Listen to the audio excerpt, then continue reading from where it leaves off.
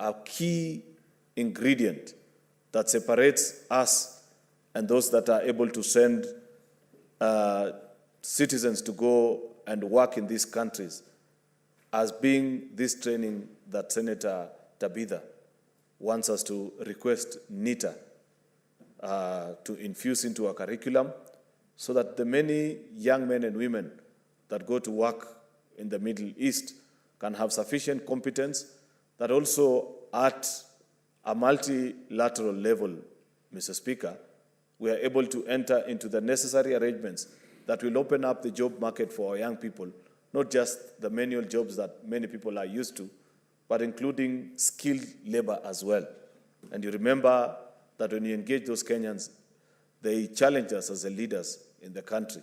And I'm glad that Senator Tabitha has remembered actually to follow through on the promise that we gave those Kenyans living in Dubai, that we shall ensure that we push NITA to introduce these exit courses. Many of them are not even to do with technical details, but just basic fine etiquette, cultural challenges that they'll face when they get to that part of the country, their rights, and very basic things which, for lack of which, Mr. Speaker, on many occasions, many Kenyans end up falling afoul of the law and are locked up or lose job opportunities. But even on the more serious front, Mr. Speaker, we cannot access some of the jobs that are available because Kenya has not signed the necessary bilaterals with this country because of this specific training, Mr. Speaker. Therefore, once you commit this to the committee, the relevant departmental committee to handle it, it is my sincere wish, Mr. Speaker, that they will expedite this and NITA will come and give a commitment before this House so that we know in the next few months, if there are amendments that they want us to do that will enforce and ensure that before Kenyans leave the country, they have undergone this training and that we can go back each time because we see the president visiting different parts of the world. And this is something that we can brandish and show them that our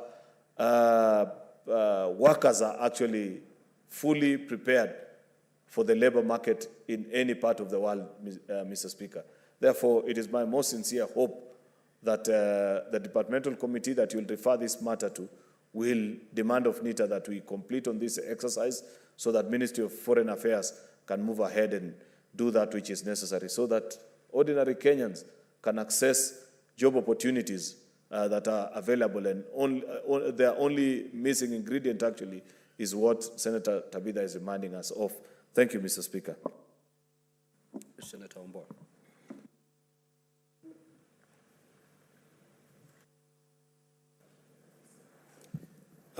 Thank you, Mr. Speaker, for giving me an opportunity to also input into this statement by Senator Tabitha. Speaker, a few minutes ago when I walked into the chamber, my colleague, Senator Sifuna, was very worried that I'm wearing green. He thought I am joining Ford Kenya. But I gave him the assurance that I'm in green today as an outward manifestation of the peace that we stand for in this House and outside the House. The Speaker, this statement by Senator Tabitha may sound a simple statement, but my thinking, Mr. Speaker, is that this should actually be the genesis of coming up with a legislation to not only safeguard the labor rights of our children and citizens working outside the country, but also to properly equip them as they go to take up jobs in other countries. Mr. Speaker, we must all appreciate that Kenya has become a major source market for cheap and semi-skilled labor, especially in the Emirates, in Saudi Arabia, and in the EU and the USA for semi-skilled labor, especially in home care services. Mr. Speaker, the hundreds of thousands of young people that fly through JKIA to take up jobs outside the country is reason good enough for the National Industrial Training Authority to take the training of these immigrant workers a lot more seriously and train them, Mr. Speaker, even on some very basic things, like basic accounting, to know when it is that they are supposed to, once they get their paycheck, when they are supposed to exchange their money and when to hold and wait until the rates are better in the market for them to do the exchanges, for them to know their rights as workers outside this country, for them, Mr. Speaker, to also be able to contribute to the national economy back home while they work outside the country. Mr. Speaker, this training will be very, very necessary, and not just for the workers, but equally important for staff working in recruitment agencies in this country, so that as they prepare these workers, then they are properly equipped. Mr. Speaker, in conclusion, it should be appreciated by all of us that for us, the export of cheap and semi-skilled labor in the areas in the countries where we export, for us, it is business as a country. And it's business that must bring returns both to the workers and to the economy of this country. Mr. Speaker, I support. Senator Mungatana. Thank you, Mr. Speaker. Mr. Speaker, I want to associate myself with the comments of the honorable senators who have spoken before me. But, Mr. Speaker, there is an important key word that is missing in all the submissions. It is not general training, it is credibility of these trainings, Mr. Speaker, that this education committee must seek out. Why? Because, Mr. Speaker, from my experience in the courts, the agents who take our children, they don't give them the real requirements that are necessary for their successful execution of the duties that they are going to undertake in the foreign countries. Mr. Speaker, this statement, and I hope the Committee of Education captures the real thing, they must investigate the credibility of those certificates that are awarded here. The certificates, are they credible? Mr. Speaker, I am inviting the committee to ask information from the NSIS, from the DCI. And Mr. Speaker, why? Because there was a scandal, a big scandal, Mr. Speaker, that our children are given certificates through these agents. And when they go there, when these people call, they discover that, in fact, this particular person who is being employed never went through that course. They have no idea. Mr. Speaker, it is really tarnishing the image of our country as a great supplier of trained labor. So, Mr. Speaker, I am asking the Committee of Education to really go deep. They must get private information on what has been happening. I am aware, Mr. Speaker, that that scandal involved some people within that institution being arrested and prosecuted. And I'm sure the Honorable Senator Tabitha must have heard this, because this happened here in Nairobi. So, Mr. Speaker, I am asking these people to go deep into it, not just to talk to look at general standards and what, we must know electronic databases. If you say you are taking plumbers, we must have a proper database, proper qualification. When did this person go in? When did he come out? What were the grades? How long was the training? So that those, because electronics in most cases, they don't lie. They are less prone to human error. So, Mr. Speaker, I am praying that, like other senators have said, a proper report be brought here so that we can look at it, and possibly legislation to be fashioned in such a way that we guard the dignity of the kind of labor force, the quality of labor force that Kenya is known for abroad. I thank you, Mr. Speaker. Honorable Senators, we spent considerable time on this particular statement. We will move to the next. Senator Wamatinga Wahome. Senator Ledama, under Standing Order 51, we are only given under 1 hour to prosecute all the statements. If we spend more time on just one, we may not make any headway. Senator Wamatinga, proceed, please. Thank you very much, Mr. Speaker. I also rise to support this statement. Senator Wamatinga. Yes. That has been closed. Sorry, Mr. Speaker, sir. I'm guided.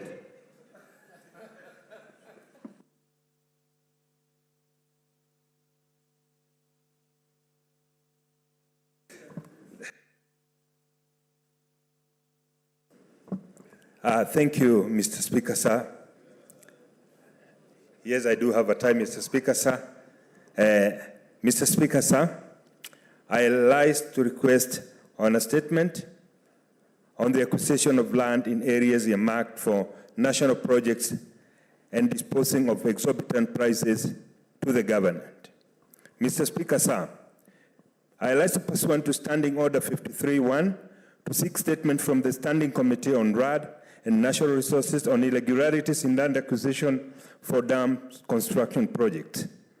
In the statement, the committee should, 1, provide the list and particulars of parcels of land acquired by the National Land Commission for the purpose of the dam construction project since 2020. States the amount paid for them as compensation to the respective owners and indicating the market value of those parcels. 2, investigate and table the findings on the report of corruption and conspiracy between individuals, companies, and officials of the Ministry of Lands and Housing and Urban Development and the National Land Commission (NLC) to acquire land in anticipation of projects and dispose them to the government at exorbitant prices for these projects, thereby occasioning loss of money by the taxpayer. 3, state the action to be taken against those involved, including measures to surcharge them for the loss of the government, and 4, state measures being taken to promote awareness to committees whose land has been marked for the government projects from disposing their land to conspicuous unspeculators and land speculators. Thank you, Mr. Speaker. Senator Ledama.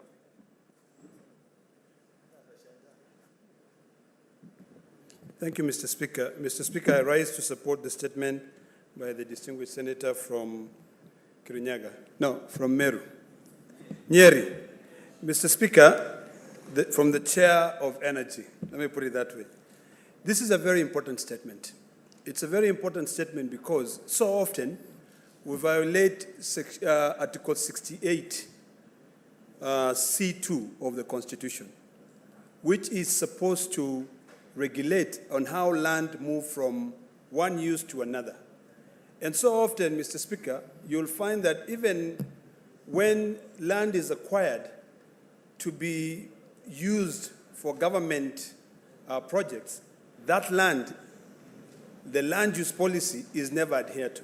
So, Mr. Speaker, sir, I'd like to request the committee that you'll task that report to do an analysis of all the land that has been acquired and whether the land use policy and whether Article 68, C2 of the Constitution was complied with. That is issue number one. Number two, Mr. Speaker, lest we forget that in most cases, all the scandals we get in this country relates to the land that is acquired for government projects.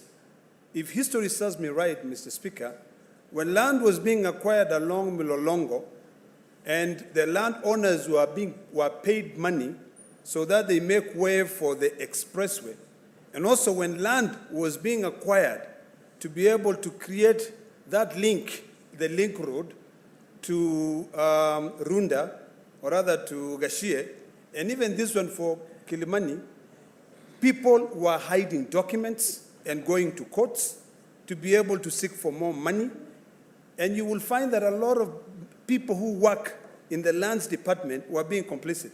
So, Mr. Speaker, it will be important that the lands committee go to a greater extent in trying to identify what parcels of land have already been, earmarked to be used for land projects, for government projects. Because this business where people, when they know that the government is going to be doing a huge dump, they sell the land at exorbitant prices, it is really costing Kenyans and taxpayers a lot of money. So, Mr. Speaker, this statement is very, very important.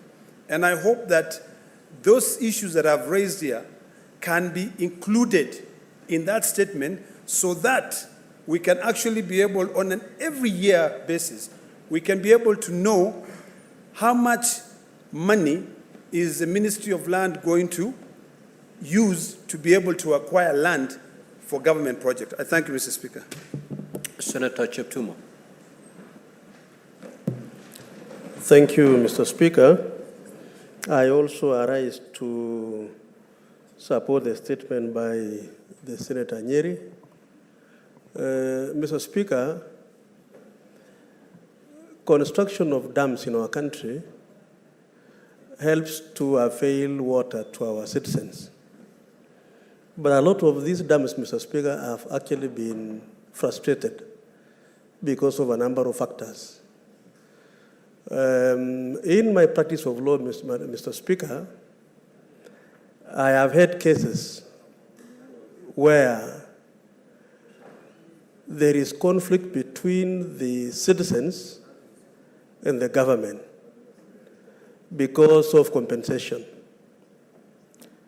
So that, Mr. Speaker, there is no public participation between the relevant ministry and the public. Because, Mr. Speaker, you talk of a situation where people have to surrender their portions of land for the dams to be done. And for them to surrender their pieces of land, they should be compensated. So the process of compensation is another issue which I want this committee to look into. So that, Mr. Speaker, the value for the land should be given to the owners of the land in terms of the real value. Sometimes there is undervalue. And sometimes, Mr. Speaker, there is overvaluing of the land. So that a piece of land that's supposed to be $1 million per acre can actually even go for $3 million per acre because of certain considerations and certain understandings between officials of Ministry of Lands and the Ministry of Roads and so on. So that is another area which I want the committee to look into, Mr. Speaker. Mr. Speaker, if you go to the National Land Commission today and you look at the pending bills on unpaid claims where certificates have been issued by the Commission, it is in billions, Mr. Speaker. And one wonders why, because once a government has decided to either build a road or a dam, they allocate the money for that particular purpose. Money for the dam itself to be constructed and money for compensation. So, Mr. Speaker, you wonder then how come we have huge bills in terms of unpaid bills in the National Land Commission, and the owners of that pieces of land are subjected to a lot of suffering, and they are told to go to Treasury and look for the pending bills to be paid. So it is another area, Mr. Speaker, I want the committee, and I'm a member of this committee, and my chair is here. We need to interrogate also that issue. How come money set aside for either compensation or for the dams end up not being available to the owners of these pieces of land? So, Mr. Speaker, it's a very important statement, and I want to agree that this House should be able to rise up through the committee and ensure that citizens who have suffered because of non-payment of the money for compensation or for their pieces of land should be able to be compensated accordingly. I support, Mr. Speaker. Senator Muma. Thank you, Mr. Speaker. I rise to support and to contribute to that statement. Mr. Speaker, I think beyond the issue of speculation on land for infrastructure development, I think that committee needs to look at the issue of social risk management in infrastructure development in Kenya.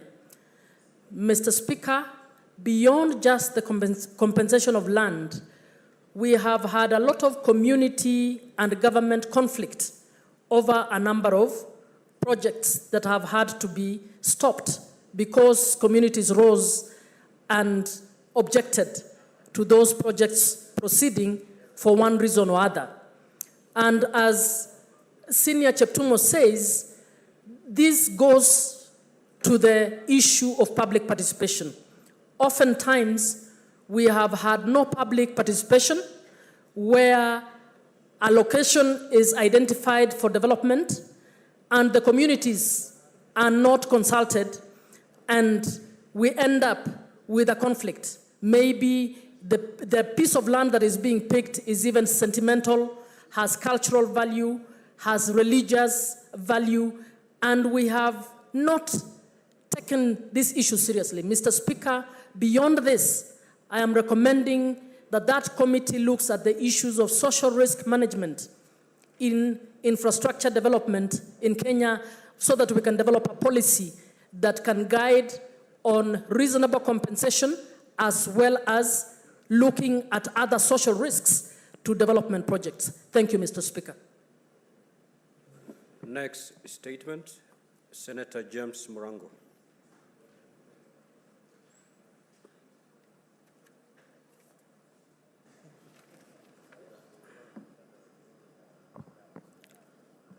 Thank you, Mr. Speaker. Mr. Speaker, I have two statements. Mr. Speaker, I rise pursuant to Standing Order 53.1 to seek assessment from the Standing Committee on National Security and Foreign Relations regarding establishment of more police stations, police posts, and police patrol bases in Kirinyaga County. In the statement, the committee should, one, list the electoral wards, administrative locations and administrative sub-locations without a police station or a police post, or even police patrol bases in Kirinyaga County. Two, state the stopgap measures in place to ensure that security in the affected areas is enhanced. And three, explain what measures are in place to establish police stations, police posts, and patrol bases in those areas. My second statement, Mr. Speaker, I rise in pursuant to Standing Order 53.1 to seek a statement from the Standing Committee on Roads and Transportation regarding the status of the project to upgrade Kutus, Kembembe, Kanjinji, PI Road in Kirinyaga County to bitumen standard. In the statement, the committee should, one, provide an update on the status of construction of the road, which is crucial to the economy of Kirinyaga County and whose construction started in 2022, but has since stalled. Two, provide details of the total contract sum for the project and state the cost implication occasioned by the delay in its completion. Three, indicate when the contractor will resume works on the stone project and also state the expected date of completion. And four, state the measures that the contractor will put in place to reduce dust emissions, which has become a health hazard to the residents. Thank you, Mr. Speaker. Senator Siango.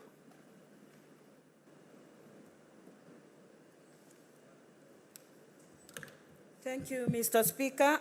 I rise to support the statement by Senator James Murango of Kirinyaga County. Looking at the establishment of police stations, police posts, and patrol bases, not only in Kirinyaga County, as he has indicated, but also in other counties. Sometimes I wonder, looking at the living conditions and the standards of the security personnel. Some of them live under very poor conditions. Yes, the stations are established, but they are not, the facilities there are lacking, and even the standards are very poor. Sometimes we have been crying, Mr. Speaker, of the corruption of our police people. But they are subjected to some situations where then, for them to survive and to live, they would even request for very little to get in exchange of service. Mr. Speaker, sir, establishment of these posts and patrol bases is very necessary because Kenyans need security. And it is important that even the ratio of policemen to the civilian or to the people should be improved so that security is also improved. Mr. Speaker, sir, I also wonder on the budgetary allocation to the security personnel where these security people are living, the policemen and women who are serving in this nation. I think it is important to be considered that this is increased so that they live in a honorable situation or manner, that they will serve the Kenyans with a lot of dignity and with commitment to their work. Thank you, Mr. Speaker, sir. Senator Kisang.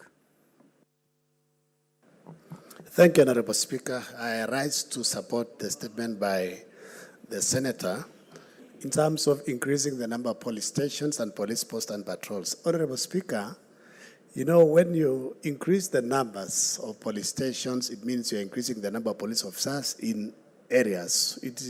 I think we can propose that every sub-location should have either a police station or a police post to enhance security in those areas.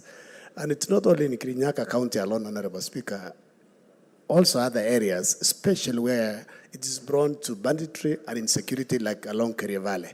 I know some communities across the country, Honorable Speaker, they have put up police stations, police posts, patrols, using their own resources or using CDF or county funds, but majority of them, especially in North Rift, have not been cassetted. The National Police Service have not even posted police officers that would have assisted in enhancing security in those areas. Honorable Speaker, this is very important. It's good to know that the Constitution ensures that the government ensures the lives of the people and its property or their property are secured and protected.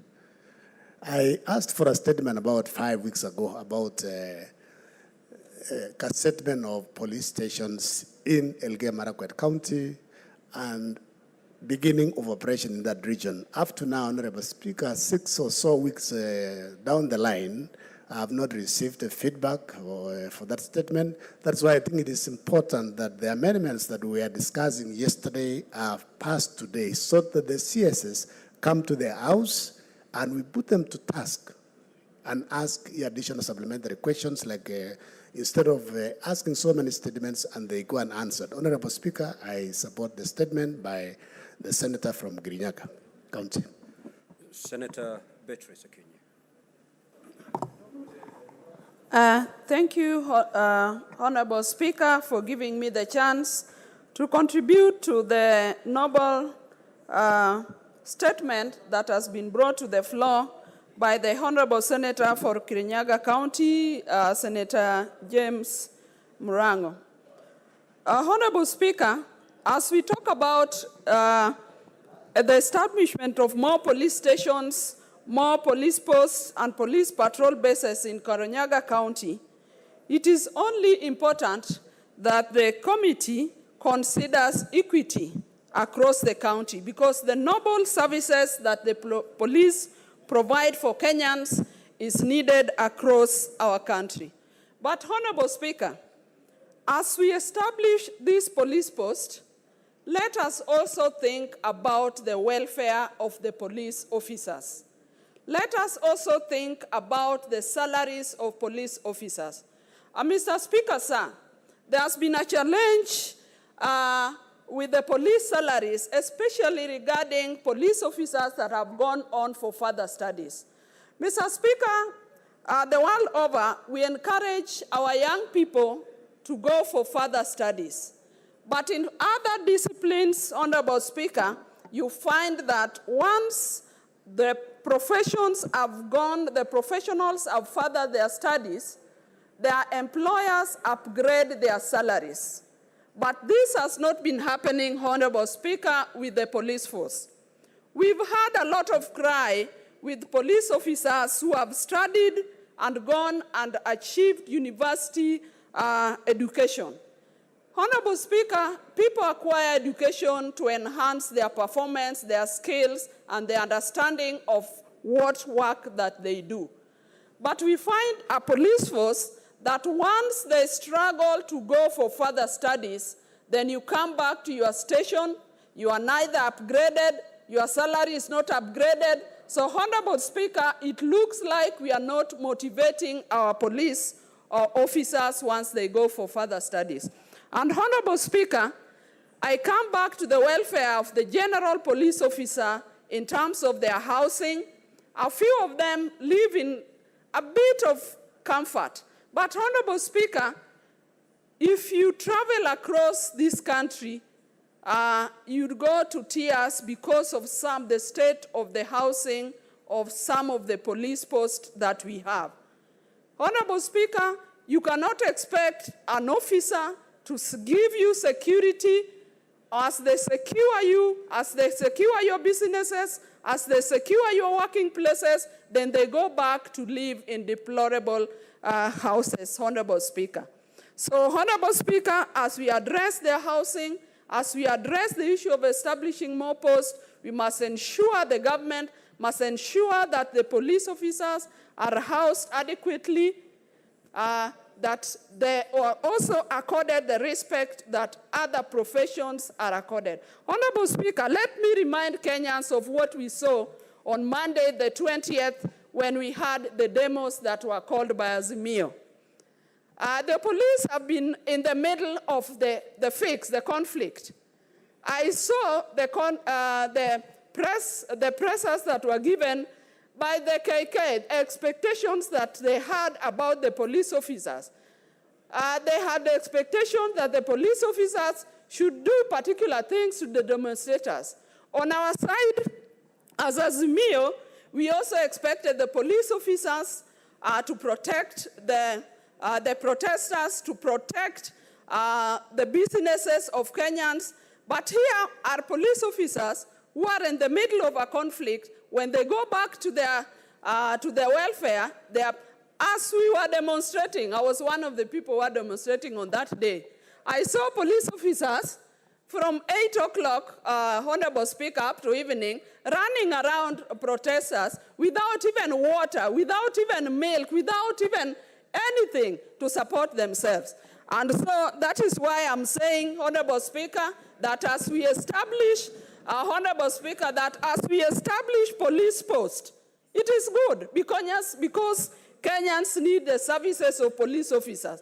But the government must go to give the requisite provisions that go with the establishment of the police post. Honorable Speaker, I support this noble statement.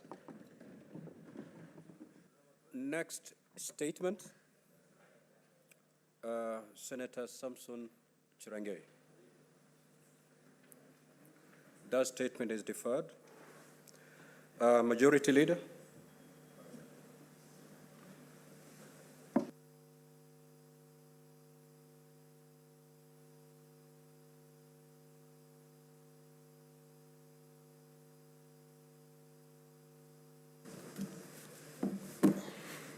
Mr. Speaker, sir, I rise pursuant to Standing Order number 57-1. I rise pursuant to Standing Order number 57-1 to present the statement of the business of the Senate for the week commencing Tuesday, the 28th of March, 2023. Mr. Speaker, sir, there are 19 bills which are before the Senate for consideration at the second reading stage. 10 of these bills are scheduled in today's order paper. 4 were read a first time yesterday and are committed to the respective standing committees pursuant to Standing Order number 145-1. The remaining 5 bills will be scheduled in the order paper for second reading upon the conclusion of the 30-day period for committees to report on bills. One other bill is listed in the order paper at number 20 at the committee and is at the committee of the whole stage. Mr. Speaker, it's important for chairpersons of committee to note the revised statutory time as per our standing orders, the time period which committees have to consider bills once they've been read a first time in this House. We are seeing a trend that is cropping in, Mr. Speaker, where after the 30-day period, committees begin to request the House to either extend time or give them additional few days to consider the business that is before them. It is too early in our parliamentary calendar, Mr. Speaker, to encourage such practices. I'd wish to request your good officers that you stick and be firm. Once the 30-day period lapses, let us proceed and debate the bill. In any case, Mr. Speaker, there is nothing in our standing orders that bars debate on second reading on any particular bill on absence of a report of the committee. Mr. Speaker, in fact, I have argued before on this floor that this issue of the committee report and second reading is a chicken and egg situation, such that many are the times when members read through the committee report, then it projects their thinking to a particular direction.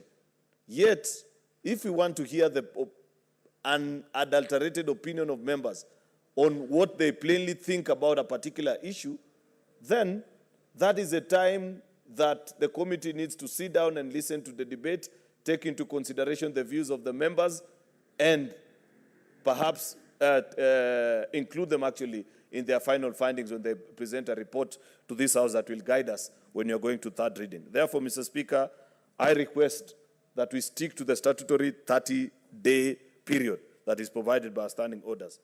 As I have enumerated, Mr. Speaker, our legislative agenda is beginning to get heavy.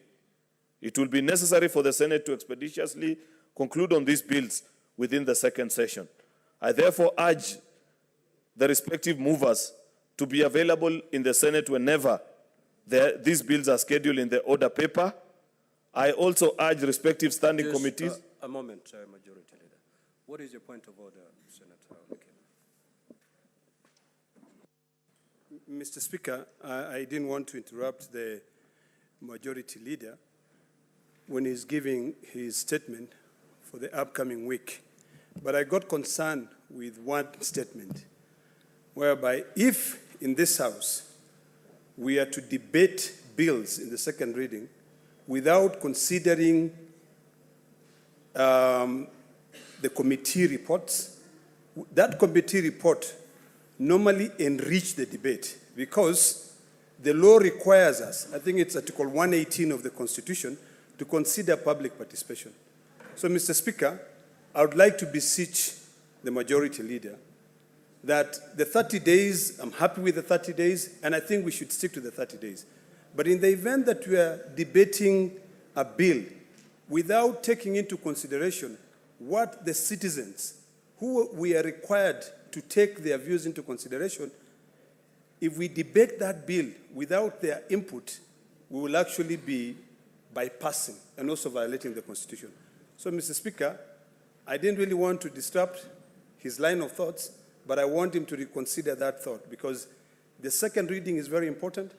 Normally, the third reading, during the third reading, we don't even have time to do anything. What is out of order with what the Majority Leader? My concern, Mr. Speaker, is that not the your Majority concern. Leader. What is out Not of order? your concern. What is out of order, Mr. Speaker? Proceed. is if this House adopts a process, or rather a culture of debating bills in the second reading without considering the committee report, we will be violating Article 118 of the Constitution.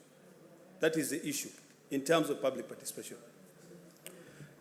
Indeed, if that is your persuasion, Senator Ledama, then you may have to move to amend the standing orders, because the standing orders are very clear that once committed to the committee has 30 days within which to do all that you're talking about, public participation and any other acts that ought to be done prior to tabling the report. So failure of the committee then cannot be visited upon the House. And the standing orders are very clear that upon the expiry of that period, the House can proceed. So it's incumbent upon the committee that whose bill has been committed to make sure that you act within the 30 days window. I'll give you an example that I had the other day from the chair of agriculture. A letter was written to me seeking my approval to extend the 30 days period. I dug through our standing orders and I did not find anywhere where the Speaker has powers to extend the 30-day period. So I wouldn't want to exercise a power that I don't have. And if you read this section following the standing order that gives the 30 days, clearly after the 30 days, the House can proceed the first reading. So if you want to neaten out as per your concern, then it's a matter that must be either through amendment of the standing orders, but as the standing orders stand now, after the expiry of the 30 days, the House can proceed. So the committee has only those 30 days to do its work. Those are our standing orders, and as a chair, I have no powers whatsoever to extend that period. It is a question that we grappled with at the SBC. It is a question that I grappled with when I was served with that particular letter, and it is our position. That is the position provided for in our standing orders. Proceed, ML. Mr. Speaker, you know, my colleague needs to read standing order number 148 too.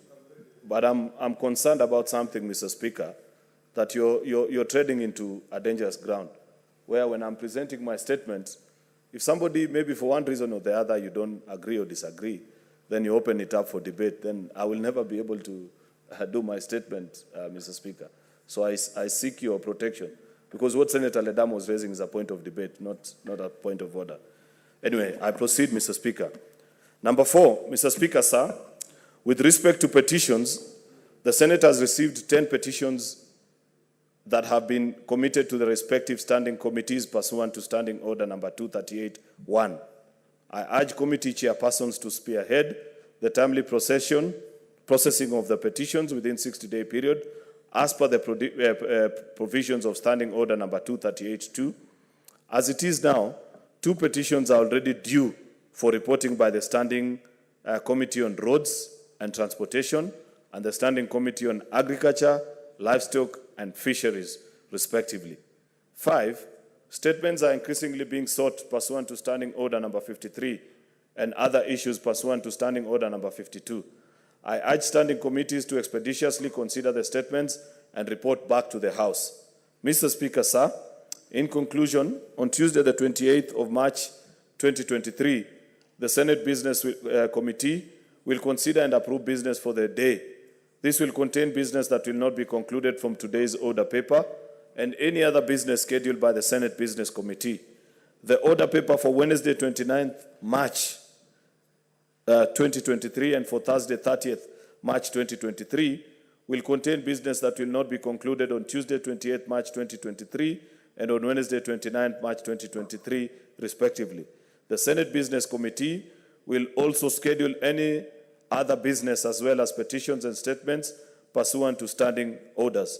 I end by highlighting that pursuant to the calendar of the Senate, approved on the 16th of February 2023, the Senate will proceed on a short recess at the rise of the House on Thursday, the 30th of March, that is next week Thursday.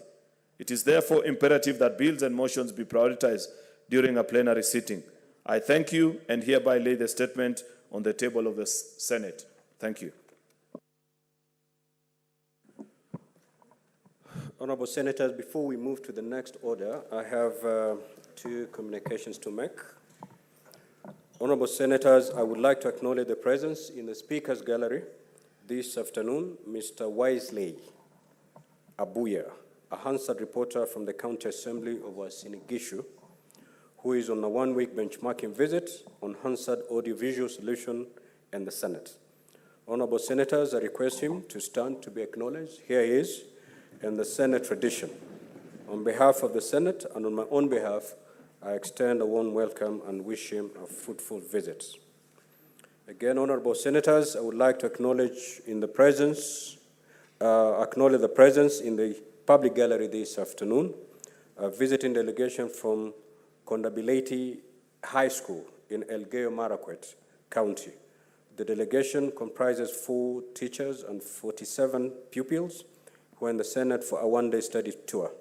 Honorable Senators, in our usual tradition of receiving and welcoming visitors to Parliament, I extend a warm welcome to them, and on behalf of the Senate and on my own behalf, wish them a fruitful visit. I will allow Senator Kisang to give very short welcoming remarks to both delegations.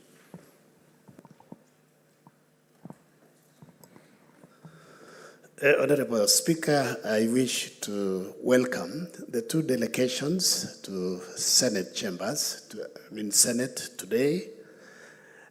Kondabileti Secondary School is in Marakwet West of Elgeyo Marakwet County, and this is a young school that was started in 2007 when the first time I sought to be a member of Parliament, but I didn't succeed. Then eventually 2013, 2017, I served at that constituency for 2 terms as the Member of Parliament, and we used a lot of good resources from CDF Marakwet West to put up the school, infrastructure, put up houses for the teachers, and even bought a bus. So I want to welcome them for the study. This is Senate of Kenya, and your former MP was promoted from being a member of Parliament to come to this honorable house. This is a Harper House. This is where you have very mature MPs with debaters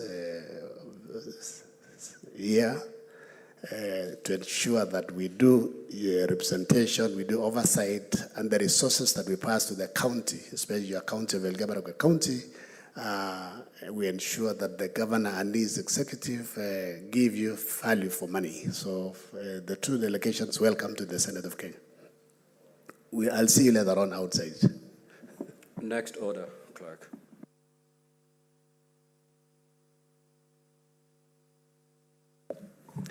Order number 8, the Division of Revenue Bill, National Assembly Bills number 9 of 2023, first reading. A bill for an act of Parliament to provide for the equitable division of revenue raised nationally between the national and county governments in 2023-24 financial year and for connected purposes.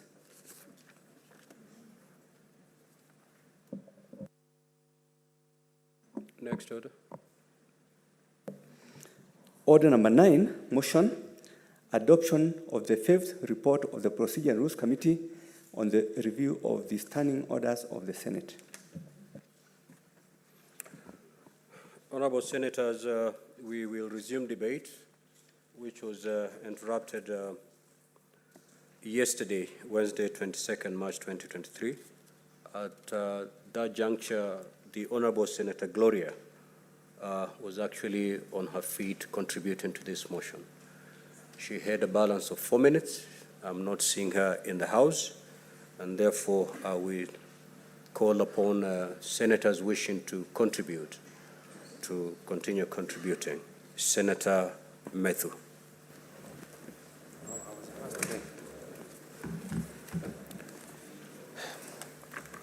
Thank you very much, Mr. Speaker, for according me this opportunity to comment on this motion. Mr. Speaker, I first would want to confirm that I rise to support. And maybe before I make my contribution, I would want to, because I have not had an opportunity, to congratulate our two brothers who rose to the positions of leadership, Senator Sifuna and Senator Olekina. Mr. Speaker, as I rise to support this motion, just this afternoon, Mr. Speaker, we have had very many statements from different senators on very different issues. And they are being committed to different committees of the House. We have just gotten a statement from the Senator for Kirinyaga on the establishment of police stations, police posts, and police patrol bases in Kirinyaga. And just about 2 weeks ago, Mr. Speaker, the Senator for Kirinyaga was arrested for holding demonstrations in Kiamanyeki for a very unfortunate death of two brothers who were brutally killed, Mr. Speaker, whose burial is on this Saturday. Mr. Speaker, the reason why I want to support this motion, why I believe that cabinet secretaries should get a platform and should get a way of coming to answer questions, Mr. Speaker, is that this question that has been raised by Senator for Kirinyaga, and indeed many other senators who raised statements in this House, if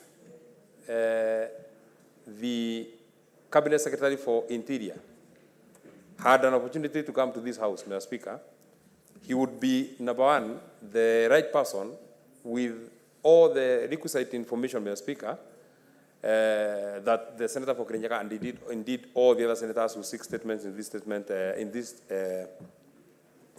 House would want. Mr. Speaker, I was surprised yesterday when our colleagues from the opposition were opposing what, in my view, has been their push through and through. When they seek statements and they ask that I want answers from the Cabinet Secretary for this ministry, Cabinet Secretary for this ministry, Cabinet Secretary for this ministry, Mr. Speaker, like if we had an opportunity with the Senator for Kiambu now, we would be very glad to hear from the Minister for Agriculture, Mithika Lintuli, on why fertilizer has not been distributed to our counties in Nyandarua and Kiambu when it is planting season, Mr. Speaker. Instead of I raising a statement, then it will go to the Committee on Agriculture, then they will have to go again to the PS and the CS. I would be very glad to get the answers directly from the Cabinet Secretary on why fertilizer has not been distributed to Nyandarua County. Some of the issues that we require, Mr. Speaker, they require very urgent and immediate answers.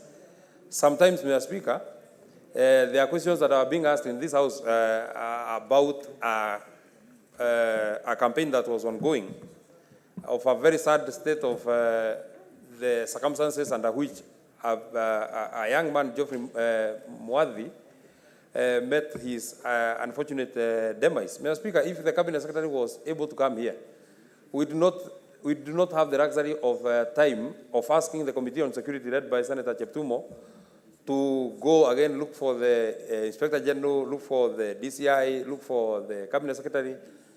Mr. Speaker, I am very convinced that we shall have cured very many issues. And I speak this, Mr. Speaker, as a chairman of a committee that deals with 5 cabinet secretaries and a chairman that gets statements for 5 or 6 different state departments that I'm supposed to give answers, Mr. Speaker. So, Mr. Speaker, I support this motion. I believe, and I'm a firm believer, and I'm very happy that His Excellency the President, Dr. William Ruto, has followed through what he promised when he appeared before Parliament, when he was making his inaugural address, when he was addressing Parliament for the first time, Mr. Speaker. He promised that to ensure that we are able to play our oversight role on the executive, he will ensure and we should be able to give a mechanism to have his cabinet secretaries come to Parliament so that they can be able to answer questions from members of Parliament, because Article 1 of the Constitution, Mr. Speaker, sir, says that sovereign power belongs to the people. They can exercise it directly or through their elected representatives. We are the elected representatives, Mr. Speaker. So when we have been given an opportunity to be asking questions directly from the executive, to be asking questions directly from the cabinet secretaries, then we should be able to ensure that we build that framework and have standing orders that will be to support that kind of framework. Thank you, Mr. Speaker, for giving me an opportunity to contribute. Finally, Mr. Speaker, as I was walking in this afternoon, I have been greatly embarrassed by Senator Sifuna, and I think it is important that I mention this, Mr. Speaker, because they keep telling us that power is transient and many things. So when we were leaving KICC, because my office and his office and I didn't have a car, he was inviting me to drive in his government vehicle, and he was telling me that these are the things that you are opposing, and you are now benefiting from them. So I want to tell you, Senator Sifuna, the same way I opposed to your rising to become the deputy minority whip, and I have benefited from riding in your car, is the same way you shall benefit from cabinet secretaries coming to this house when you get an opportunity to be asking those questions. Thank you very much, Mr. Speaker. Senator Wambua.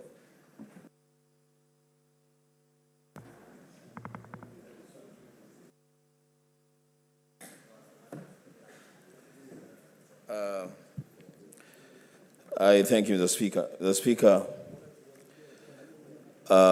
from the onset and for the record,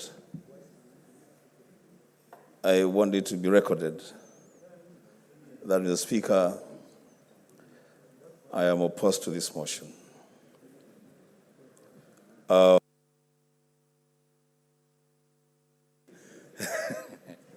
You oppose and then the mic goes off. Mr. Speaker, I'm not opposed to this motion just for the purposes of opposing the motion. Mr. Speaker, I want the majority leader to listen to this. It's important that he listens to this.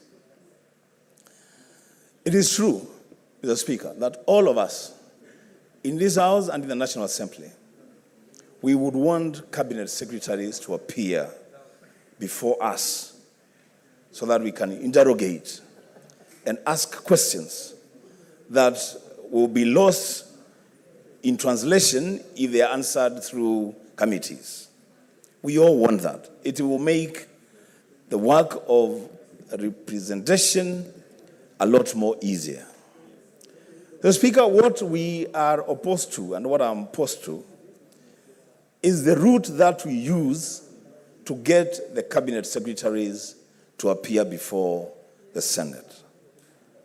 The Speaker, the principle of separation of powers among the three arms of government in this country is well established. That separation, Mr. Speaker, that principle extends beyond the academic categorization of the three arms, the executive, the judiciary, and the legislature. That separation finds meaning, Mr. Speaker, in the execution of the roles of those arms of government. Much as, Mr. Speaker, we all agree that these three arms of government need to complement each other in the execution of their roles for better service delivery to our people, we must be structured in the way that we create a platform for that complementary role to be played. Mr. Speaker, this Constitution, Kenyans gave themselves a presidential system of government. We had the option of going to a parliamentary system or a hybrid system. But under Constitution 2010, the Kenyans agreed that the way to go would be a presidential system of government where the executive sits outside Parliament. That's a conscious decision that we took as a nation. Mr. Speaker, the beauty of our Constitution is that it does not put us in a straitjacket. It doesn't.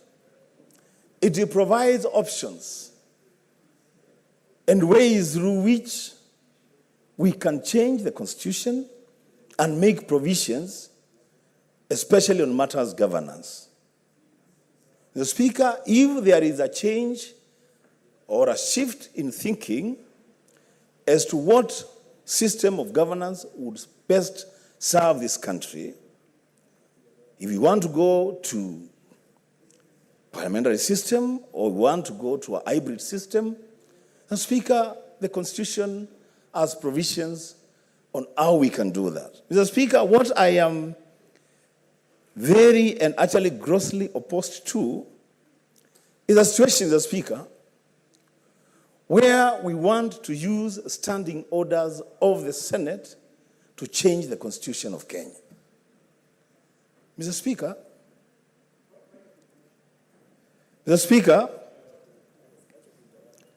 I have read through this report. This report, Mr. Speaker, invites senators who took oath of office to defend the Constitution, Mr. Speaker, to change the constitutional provisions on our system of government through an amendment to a standing order. Mr. Speaker, my submission is that, yes, it will be important for cabinet secretaries to appear before Senate, but let us use the right route to get them to the Senate. I thank you, Mr. Speaker. Senator Mungatana.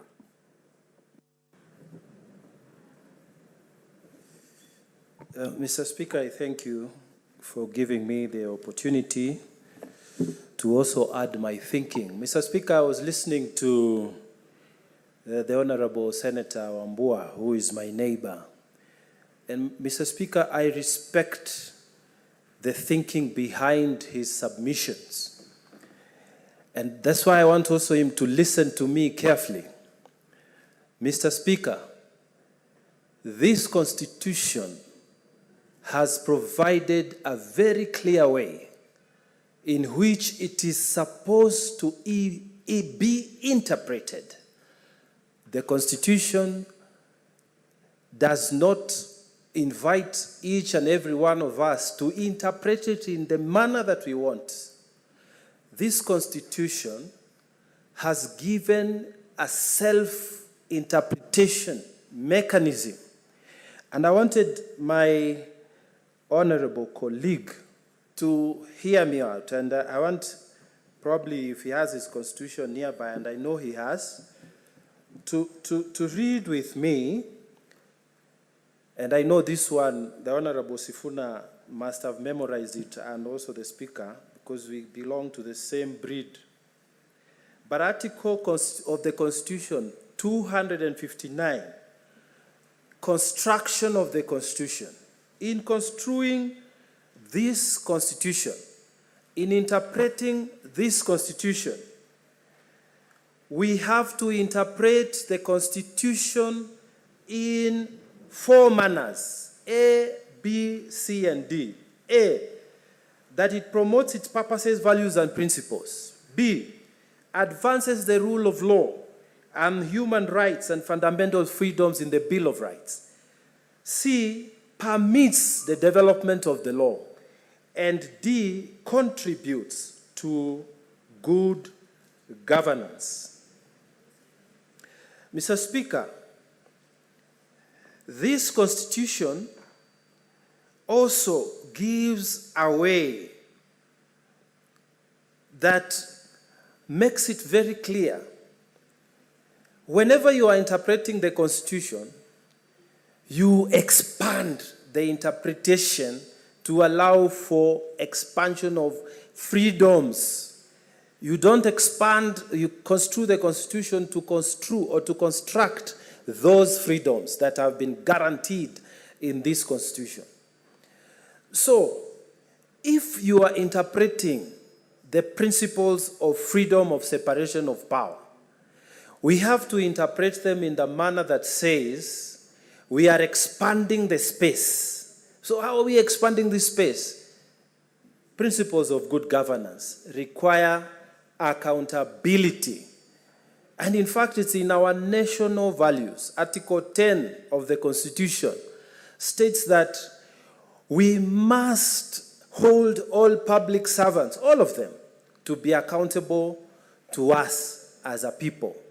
So, Mr. Speaker, I wanted to convince my colleague to see that by requiring those officers to come to this House, we are expanding and we are not construing the space of democracy in this country. I want him to be persuaded.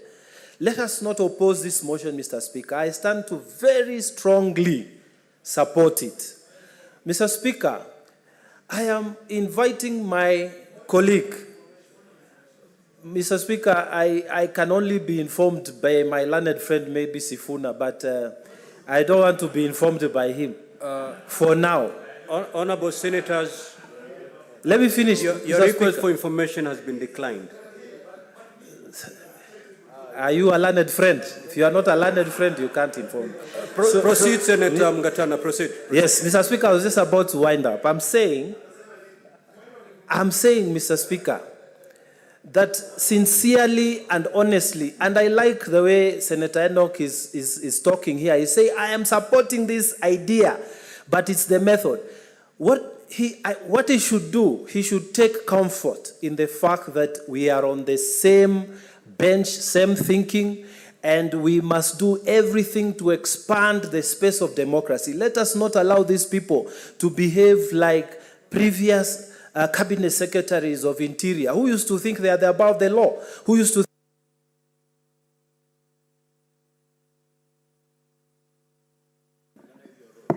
Senator Eddy.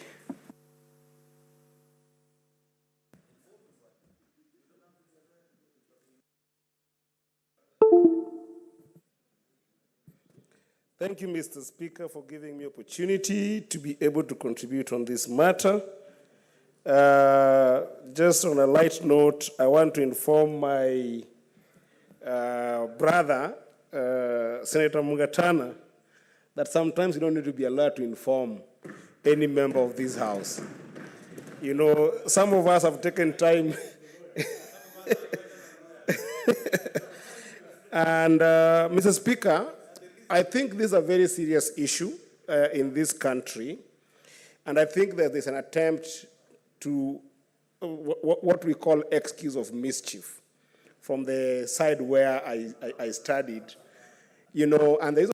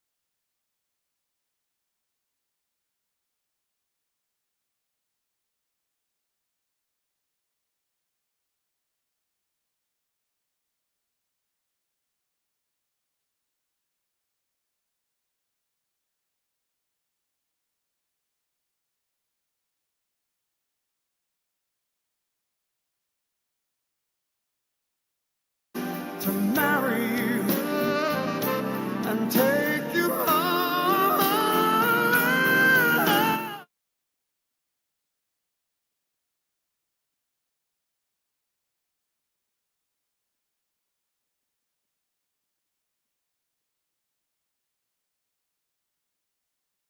A proceeding of the National Assembly on this day of the 22nd of March, the year 2023. This live broadcast is brought to you by the Parliamentary Broadcasting Unit in partnership with the Kenya Broadcasting Corporation. Members of the National Assembly will this morning be considering a number of motions.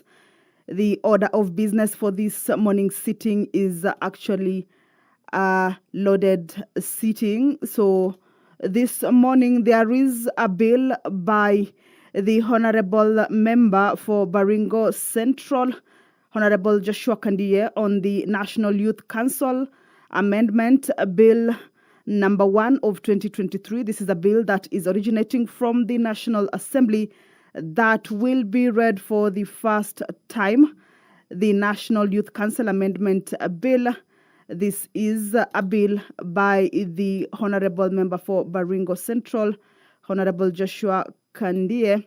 And the principal object of this bill is to amend the National Youth Council Act to depoliticize the membership of the National Youth Council by allowing the cooperative recruitment of the youth serving in the council through the Office of the County Directors of Youth. This is a bill that is lined up for first reading on the floor of the National Assembly this morning. The motion by Nyali MP, Honorable Mohammed Ali, on the ban of publication and popularization of same-sex relationships is also lined up for debate. Debate on this motion already kicked off on the floor of the House, and this morning will be a resumption of a similar debate that was interrupted on the 15th of March, the year 2023, in the morning sitting. And the remaining time on this motion is 17 minutes. So members who may have not been able to give their opinions on this motion then will have the time to also do that. The motion by member for Laikipia, Honorable Jen Kagiri, on the reduction of cost of electricity in the country is also lined up for consideration. This motion, of course, talks about the high cost of power in the country, and there are a number of proposals that the member is seeking the House to resolve on. For instance, that the Departmental Committee on Energy undertakes an inquiry into the operations of Kenya Power in relation to agreements entered into with IPPs, factors affecting the cost of electricity, including over-reliance on IPPs against available renewable and other energy sources, and measures to reduce it, and submit a report to the House within 120 days. This motion has been on the floor of the House for quite a while, and of course debate on it will be kicking off this morning, or it is lined up for consideration as well on the floor of the House this morning. The motion on the development of a policy and funding for junior secondary school by Honorable Geoffrey Ruku is also lined up for consideration on the floor of the National Assembly this morning. And the Honorable Member is basing his argument on this motion on the fact that aware that communities have continuously established learning institutions within their localities to address the inadequate physical facilities to support the attainment of universal access to education, noting that Kenya Vision 2030 envisioned progressive establishment of more schools, expansion and rehabilitation of existing ones in order to improve access to education. Further noting that huge sums of funds,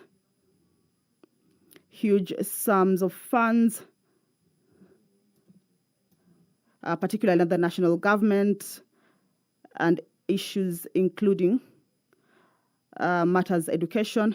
But as you can see, Honorable Martha Wangari is in the chambers. She will be shown. Allow me to hand you over for this live broadcast that is brought to you by PBU in partnership with KBC. Good morning.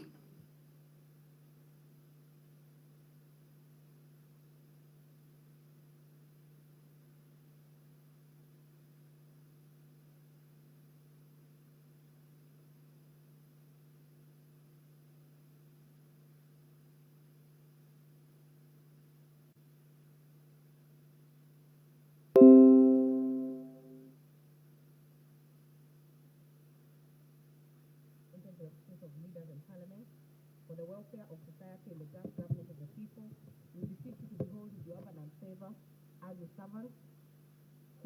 been pleased to call to the performance of the important trust in this republic. Let your blessings descend upon us here assembled, and grant that we shall sit and consider all matters that shall come under our deliberation in so just and faithful a manner as to promote your honor and glory, and to advance the peace, prosperity, and welfare of our country and of those whose interests you have committed to our charge. Amen.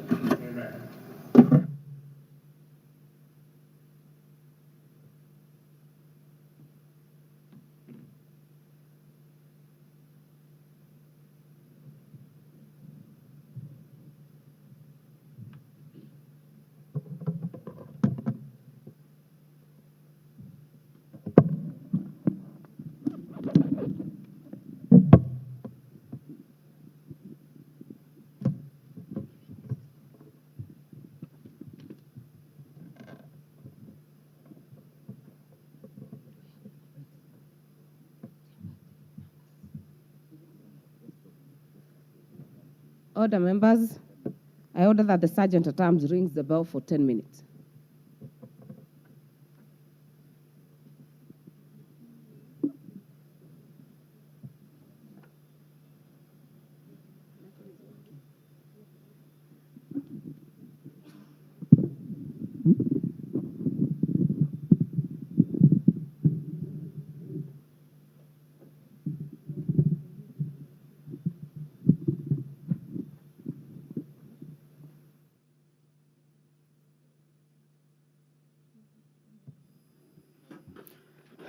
Well, the first chairperson of the Speaker's panel, Honorable Martha Wangari, has just directed that the quorum bell be rung for 10 minutes.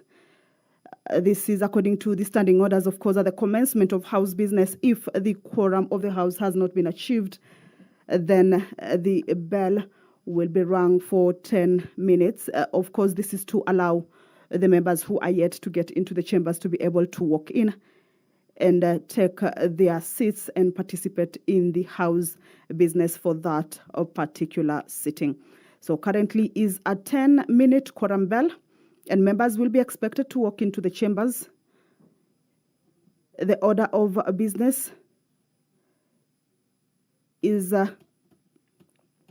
various motions that are lined up in the order paper for consideration. The motion by the Honorable Member for Konoin, Honorable Brighton Yegon, on the development and implementation of a child care program for children whose mothers are in lawful custody, is one of those motions that are lined up for consideration on the floor of the National Assembly this morning. But of course, we'll be expecting members to walk in and enable the House attain its requisite quorum of 50 members. But looking at what this motion seeks to resolve on, the member says, aware that Article 53 of the Constitution provides for the rights of children, including the right to free and compulsory basic education. Further, aware that Section 22 of the Persons Deprived of Liberty Act and the Child Care Policy provides for the care of a child whose mother is deprived of liberty until the child attains the age of 4 years. Again, recognizing that children above the age of 4 years still require parental support. Again, further recognizing that majority of these children often suffer from emotional distress, social stigma, and economic hardships. Again, cognizant of the fact that all children should be accorded a means of maintaining their relationship with their incarcerated parents, and noting that children have restricted economic resources available for their support, which in turn negatively impacts their lives. The member seeks to have the House resolve or urge the government through the State Department for Social Protection and Senior Citizens Affairs to develop and implement a program for the care of children above the age of 4 years whose mothers are under lawful custody. That is a motion by the Konoin Member of Parliament, Honorable Brighton Yegon. That is one of the motions that are lined up for consideration on the floor of the National Assembly this morning sitting. As you can see, more members are slowly trickling into the chambers. Currently is a 10-minute quorum bell to allow the members to get into the chambers before the House commences its business. Pursuant to provisions of Standing Order 42A, Sub-Article 5, a number of members will be asking questions for reply before specified departmental committees. And this morning, the member for Maragua, Honorable Mary Wamaua, will be asking the Cabinet Secretary for Water, Sanitation and Irrigation to explain why Muranga South Water and Sanitation Company, commonly referred to as MUSWASCO, is the sole authorized distributor of water in Maragua, Kigumo, Kandara and Gatanga constituency, yet the company has no capacity to meet the demand for water by all households in the 4 constituencies. The member will also be posing a question to the Cabinet Secretary for Water and Sanitation and Irrigation to provide the basis upon which the Water Services Regulatory Board, WASREB, prohibited Muranga Water and Sanitation Company, MUWASCO, from distributing water to residents of Kambiti, Maragua Ridge area of Maragua constituency, yet MUWASCO is unable to handle the water demand in Maragua. This question by the Honorable Member for Maragua, Honorable Mary Wamowa, will be replied before the Departmental Committee on Blue Economy, Water and Irrigation.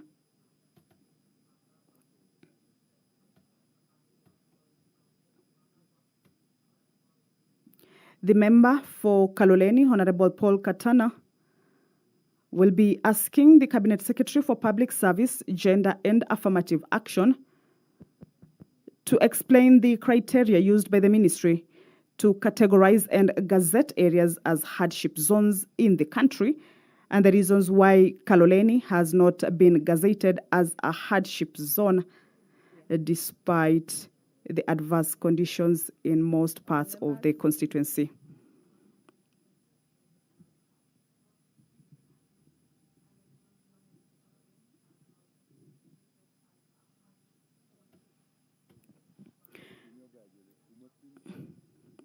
Remember, currently is a quorum bell. It has not been achieved yet.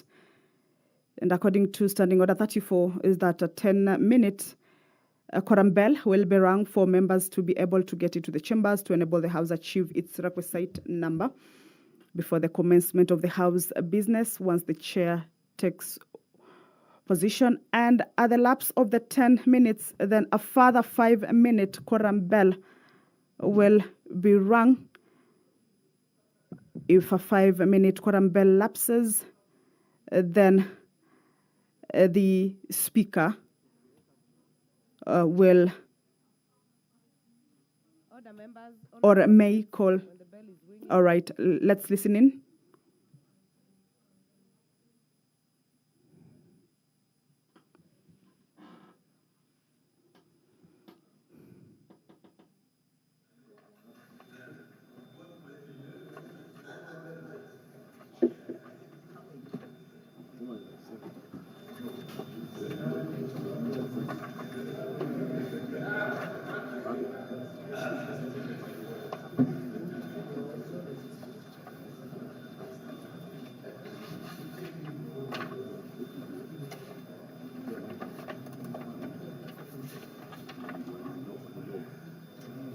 Other members, we've had some technological challenges. The members who had logged in, kindly do that again. Remove your card and put it back as we await the requisite numbers.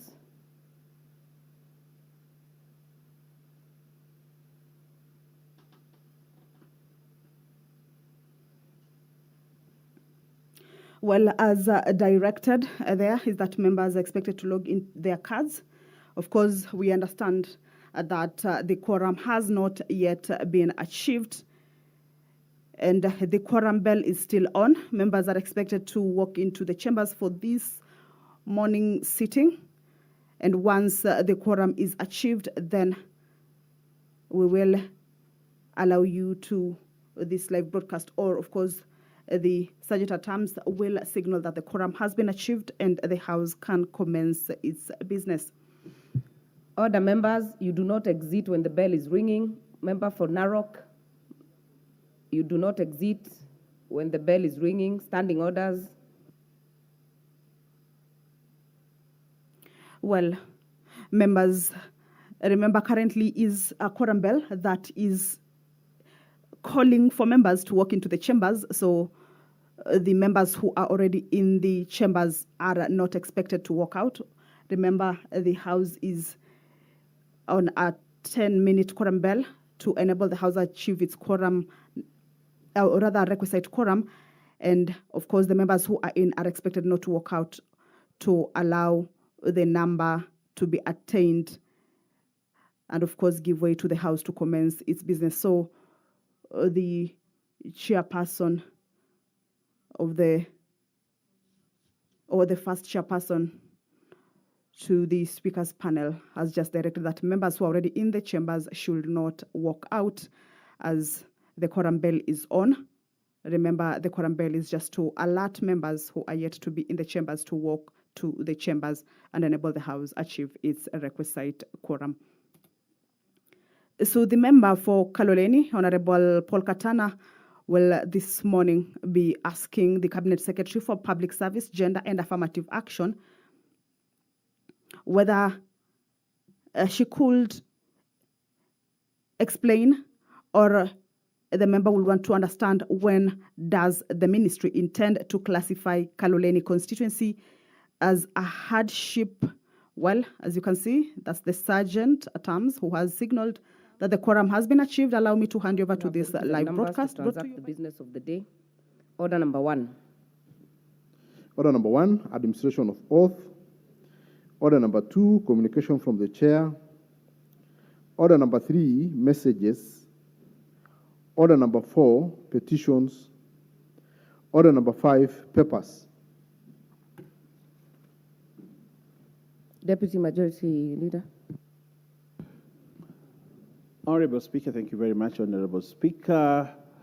I beg to lay the following papers on the table of the House today, Wednesday, March 22nd, 2023, morning sitting. Reports of the Auditor General and financial statements in respect of the improvement of drinking water and sanitation systems in Mombasa, Mwache Project AFD Credit Facility number CKE 11001C, Coast Waterworks Development Agency for the year ended 30th June 2022, 2021, and 2022, and the certificates therein. Reports of the Auditor General and financial statements on NGCDF for Alego Usoga constituency for the year ended 30th June 2021 and the certificates therein.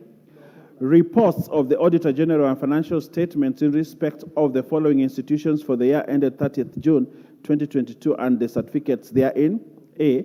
Tana and Athi Rivers Development Authority, TARDA, Tana Waterworks Development Agency, Civil Servants Housing Scheme Fund, State Department for Housing and Urban Development, Kenya Slum Upgrading, Low Cost Housing and Infrastructure Trust Fund, State Department for Housing and Urban Development, Kenya Institute for Public Policy Research and Analysis, KIPRA, Lake Victoria Water Supply and Sanitation Program, Phase 2 Project number PZI Z1 EAO 004 ADF Grant number 210015501967, Lake Victoria South Water Works Development Authority. EPS turnkey construction of 5 footbridges and Timol flyover on Mombasa and Langata Road, project loan credit number 001-001-19, and Ken 02001-19, Kenya National Highways Authority.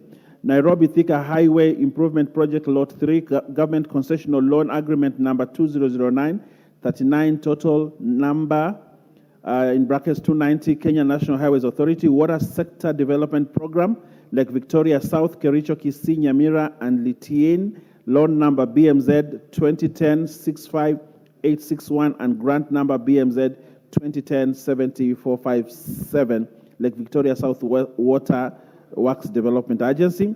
Kenya Town Sustainable Water Supply and Sanitation Program, CR number PKE E00011 AFDB loan number 200020000501, Central Rift Water Works Development Agency. Transforming Health Systems for Universal Healthcare, THSCS Project Grant IDA credit number 5836, KETFOA 2561, TFOA 2792, and CRP 152394, Ministry of Health. African Environmental Health and Pollution Management Project, AHPMP, National Environment Management Authority, NEMA, and Safe Roads Usalama Barabarani Program, EU grant number, that National Transport and Safety Authority, and lastly, Eastern African Regional Transport Trade and Development Facilitation Project, credit number 5638, KEIDA, State Department for Infrastructure. Honorable Speaker, I lay the paper. The next will be the Vice Chair for Health Committee.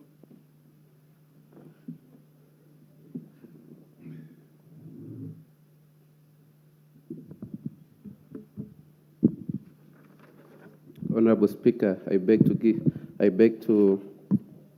lay the following papers on the table of the House today, Wednesday, 22nd March 2023.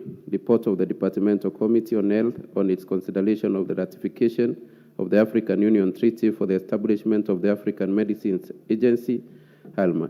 Beg to lay, Madam Speaker. Thank you. Next order. Order number 6, notices of motion. Chairperson, Departmental Committee of Health. Thank you, Madam Speaker. Honorable Speaker, I beg to give notice of the following motion, that this House adopts the report of the Departmental Committee on Health on its consideration of the ratification of the African Union Treaty for the establishment of the African Medicines Agency, AMA, laid on the table of the House on Wednesday, 22nd March 2023, are pursuant to the provision of Section 8.4 of the Treaty, making a Ratification Act 2012 approve the ratification of the African Union Treaty for the establishment of the African Medicines Agency. Thank you, Madam Speaker. Thank you. Member for Kandui, Honorable John Makali. Thank you, Madam Speaker. I rise to give notice of the following motion, that aware that according to the National Protocol for Treatment of Substance Use Disorders in Kenya by the Ministry of Health, drug abuse has been increasing in Kenya, especially among the youth, with statistics indicating that more than half of the drug users are aged between 10 and 19 years. Further aware that research released by the National Authority for the Campaign Against Drug Abuse, NACADA, in December 2022, placed Western Region as the leading region in alcohol and substance abuse at 23.8%, followed by the Coast Region at 13.9%, and the Central Region at 11.9%. Recognizing that the high level of drug abuse in Western Region is attributable to illegal entry points from neighboring countries and unlicensed establishments, especially in Bungoma and Busia counties, with statistics indicating that 2 out of every 5 establishments in Bungoma operate illegally. Further recognizing that a majority of the consumers of illegal substances are school-going children who end up dropping out of school, cognizant of the fact that the Alcoholic Drinks Control Act 2010 established Alcoholic Drinks Control Fund, whose purpose is to, among other things, facilitate the dissemination of information on alcoholic drinks and promote rehabilitation programs in the country. This House urges the government to institute intensive programs for the dissemination of information on alcohol and substance abuse in line with the Alcoholic Drinks Control Act 2010, and to increase the number of rehabilitation centers across the counties. Thank you, Madam Speaker. Thank you. Next order. Order number 7, questions and statements. The first question by the Honorable Member for Maragua, Honorable Mary Wamaua, would be deferred. She's bereaved having lost her mother, so it will be deferred to the next sitting. Next question will be by the member for Kaloleni, Honorable Paul. That's why Kaloleni has not been gazetted as a hardship zone, despite the advised conditions in most parts of the constituency. When does the ministry intend to classify Kaloleni constituency as a hardship area in order to compensate public servants who serve in the region under advised conditions? Thank you, Madam Speaker. Thank you. The next question will be by the member for Kandui. This question by Honorable Katana will be replied before the Departmental Committee on Labor. Thank you. The next question will be by the member for Kandui, Honorable John Makali. Thank you, Madam Speaker. I rise to ask this question to the Cabinet Secretary for the National Treasury and National Planning. Could the Cabinet Secretary confirm whether the government ever released the sum of Kenya shillings 21,782,366,530 and a further Kenya shillings 908,878,470 towards the restructuring of Nzoia Sugar Company as per the recommendation of the sessional paper number 12 of 2012 adopted by the National Assembly on the 9th of January 2013. B, provide evidence indicating when the funds were released and whether the debts were written off. 3, provide details of the current annual status of the balance sheet of Nzoia Sugar Company Limited. Thank you, Madam Speaker. Thank you. To be replied before the Departmental Committee on Finance and National Planning. Next question by the member for Turkana Central, Honorable Joseph Emathe.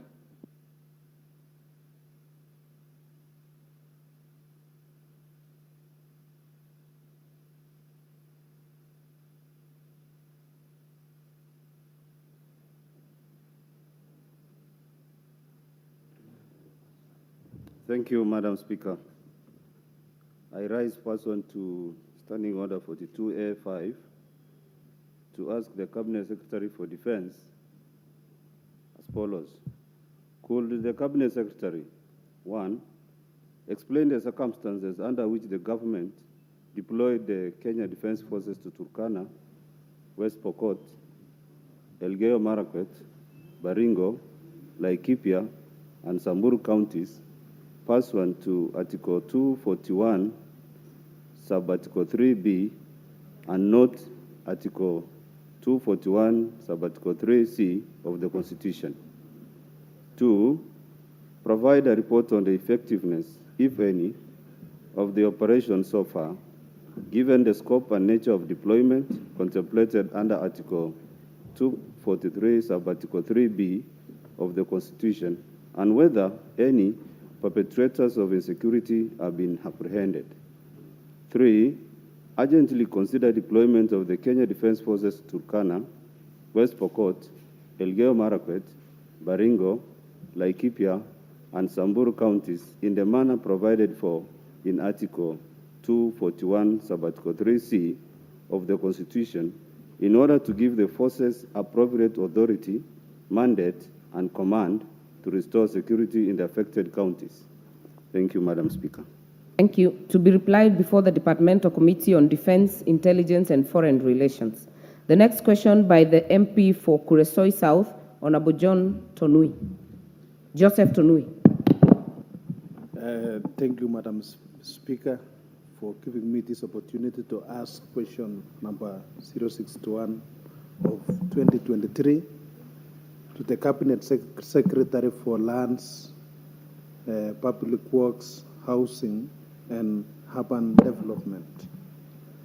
Could the Cabinet Secretary explain the terms under which construction of the Olengurwan Stadium, which was being undertaken by the national government through the Ministry of Public Works, Housing, and Urban Development, was transferred from the national government to the county government of Nakuru? Next, could the Cabinet Secretary provide the details of the contract sum for the named project, the amount that was paid out at the time of transfer, the outstanding balance and clarify whether the corresponding contract sum was transferred to the county. Next, could the Cabinet Secretary explain the reasons why the contractor for the Olonguruan Stadium project deserted the site despite having been paid funds to start the works? Could the Cabinet Secretary state the plans that the ministry put in place to ensure that the abandoned Olonguruan Stadium is completed, ensure that no funds are lost, and specify when the construction works will resume? Thank you, Madam Speaker. Thank you. To be replied before the Departmental Committee on Housing, Urban Planning, and Public Works. Honorable members, I have a communication to recognize a delegation from the Parliament of Namibia. Honorable members, I wish to introduce to you a delegation of the Parliament of Namibia who are seated in the Speaker's row. The delegation comprises members of the Parliamentary Standing Committee on Implementation and Coordination, and they are as follows. Number 1, the Honorable Victoria M. Kauma, MP, leader of the delegation. Number 2, the Honorable John Likando, MP, member. Number 3, the Honorable Peter Kazongominja, MP. Number 4, the Honorable Melania Nzago, MP. Number 5, the Honorable Hans Nambodi, MP. Number 6, the Honorable Alphaeus Abraham, MP. And finally, the Honorable Olivia T. Hanguo, MP. Honorable members, the delegation is accompanied by 3 parliamentary officers, Mr. Bani Karuombe, Ms. Mono Matengu, and Mr. Bernard Muira. The delegation is on a visit to benchmark with their counterpart committee in the National Assembly. Honorable members, on my own behalf and that of the National Assembly, I welcome them to Parliament and wish them that they will have fruitful discussions and engagements during their stay in the country. I thank you. Next order.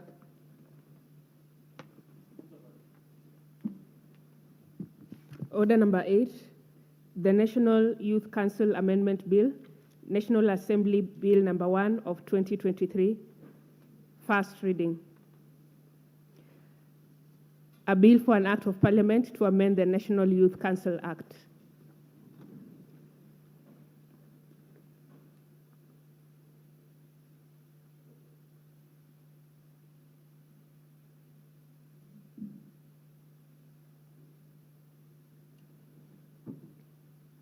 Order number 9, hoja, kupiga marufuku uzungumziaji, uchapishaji na usambazaji wa taarifa zinazokuza mahusiano ya jinsia moja. Honorable Owen Mbaya, what's your point of order? My point of order, Honorable Speaker, is on the leadership in the House. As a Parliament, we have minority and majority. And Honorable Speaker, Parliament, the National Assembly is comprised by both minority and majority. And this Parliament takes care of the leadership of both sides.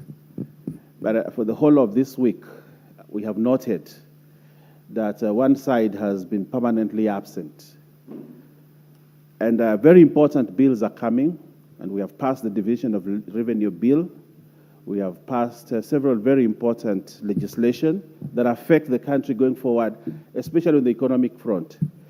But the minority has not been doing their job. The minority has not been in this Parliament. Honorable Baya. Honorable Owen Baya. We have the quorum in this House. We are well constituted to transact business. And I think the leadership, you know where we meet with the two sides of the alley. Please, let us go to the next order.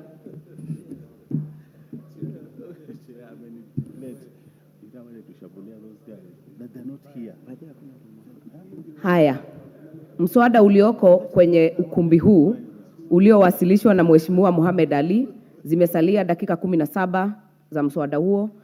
Mheshimiwa wa Turkana alikuwa kwenye kipasa sauti. Amebakisha dakika 6 kama anataka kuzitumia. Kama hataki kuzitumia, kuna dakika 7 ambazo zitakuwa kwa mswada huu, alafu tutampatia mwenye kuwasilisha kuweza kujibu. Vile vile, ninaona kwamba kuna watu wengi wanataka kuzungumza. Ni vizuri nijulishwe kama unataka kuongelea mswada huu, unijulishe kwenye hoja ya nidhamu ama intervention. Mheshimiwa wa Kaloleni, Mheshimiwa Kahindi Katana.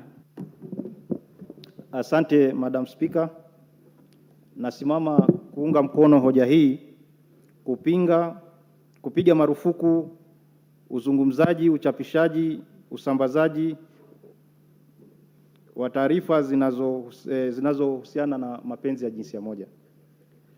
Madam Speaker, sisi kama Afrika tuna utamaduni wetu, desturi yetu na mila zetu ambazo hazihusiani na jinsia moja, yani wanaume waoane wanaume na mwanamke aoane mwanamke. Madam Speaker, nchi hii ina sheria zake na kanuni zake ambazo ziko katika ndani ya katiba. Haya mambo ambayo yanazungumziwa kuhusu mambo ya ushoga na mambo ya usagaji yanaenda kinyume na mila na tamaduni zetu kama Afrika. Ile tunataka kuzungumzia, Madam Speaker, ni kwamba tunapinga vikali kiini ama njia yoyote ile ambayo inaweza kuleta mahusiano ya mwanamume kwa mwanamume. Hata shetani mwenyewe alipokuwa anamjaribu Hawa, hakuenda kwa Adamu. Alijua ndoa ni ya mwanamke na mwanamume. Na hii, Madam Speaker, ni njia ambayo mataifa ya kigeni yanataka kutumia ili kuhakikisha kwamba ongezeko la wananchi katika bara la Afrika inapungua kwa kiwango kikubwa. Kwa hivyo ni lazima kama Wakenya kupinga vikali, na wale wote ambao wanatumika kueneza haya mambo ni lazima wachukuliwe hatua kali. Tunajua mbinu na njama, hii ni desturi za watu wa nje kule Amerika na katika nchi za Jumuiya ya Madola. Kama wanataka kufanya ushoga, wafanye kwa Ulaya na Amerika, watuache sisi wa Afrika tuendelee na mila zetu, dini zetu na desturi zetu. Hatuwezi kukubali mambo ya ushoga na mambo ya usagaji katika taifa letu. Asante, Mr. Speaker. Thank you. And maybe to the visiting Namibian delegation is to notify them that we have 3 languages in this house: English, Kiswahili, which is the local language that is being used now, or sign language. Nafasi hii nitaweza kumpatia mbunge wa Rabai.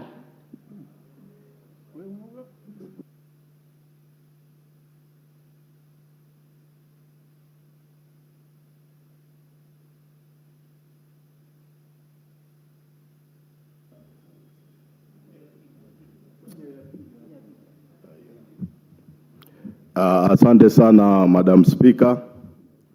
Mimi nami nasimama kuunga mkono hoja hii ambayo iliweza kuletwa na Mheshimiwa Mohamed Ali, hoja ambayo kwa hakika ni hoja ambayo tunasimama kidete kupinga masuala ya mambo ya ushoga. Mheshimiwa Spika, taifa letu la Kenya ni taifa ambalo tuko na misingi ya kidini. Na Mheshimiwa Spika, dini zote ndani ya taifa la Kenya halikubaliani na masuala ya mambo ya mashoga na usagaji. Kwa hiyo mimi nataka niunge mkono nikisema kwamba ninapinga kikamilifu. Sisi kama Wakenya ni watu ambao tunatii dini. na kama nilivyotangulia kusema, Mheshimiwa Spika, dini hairuhusu masuala ya ushoga wala usagaji.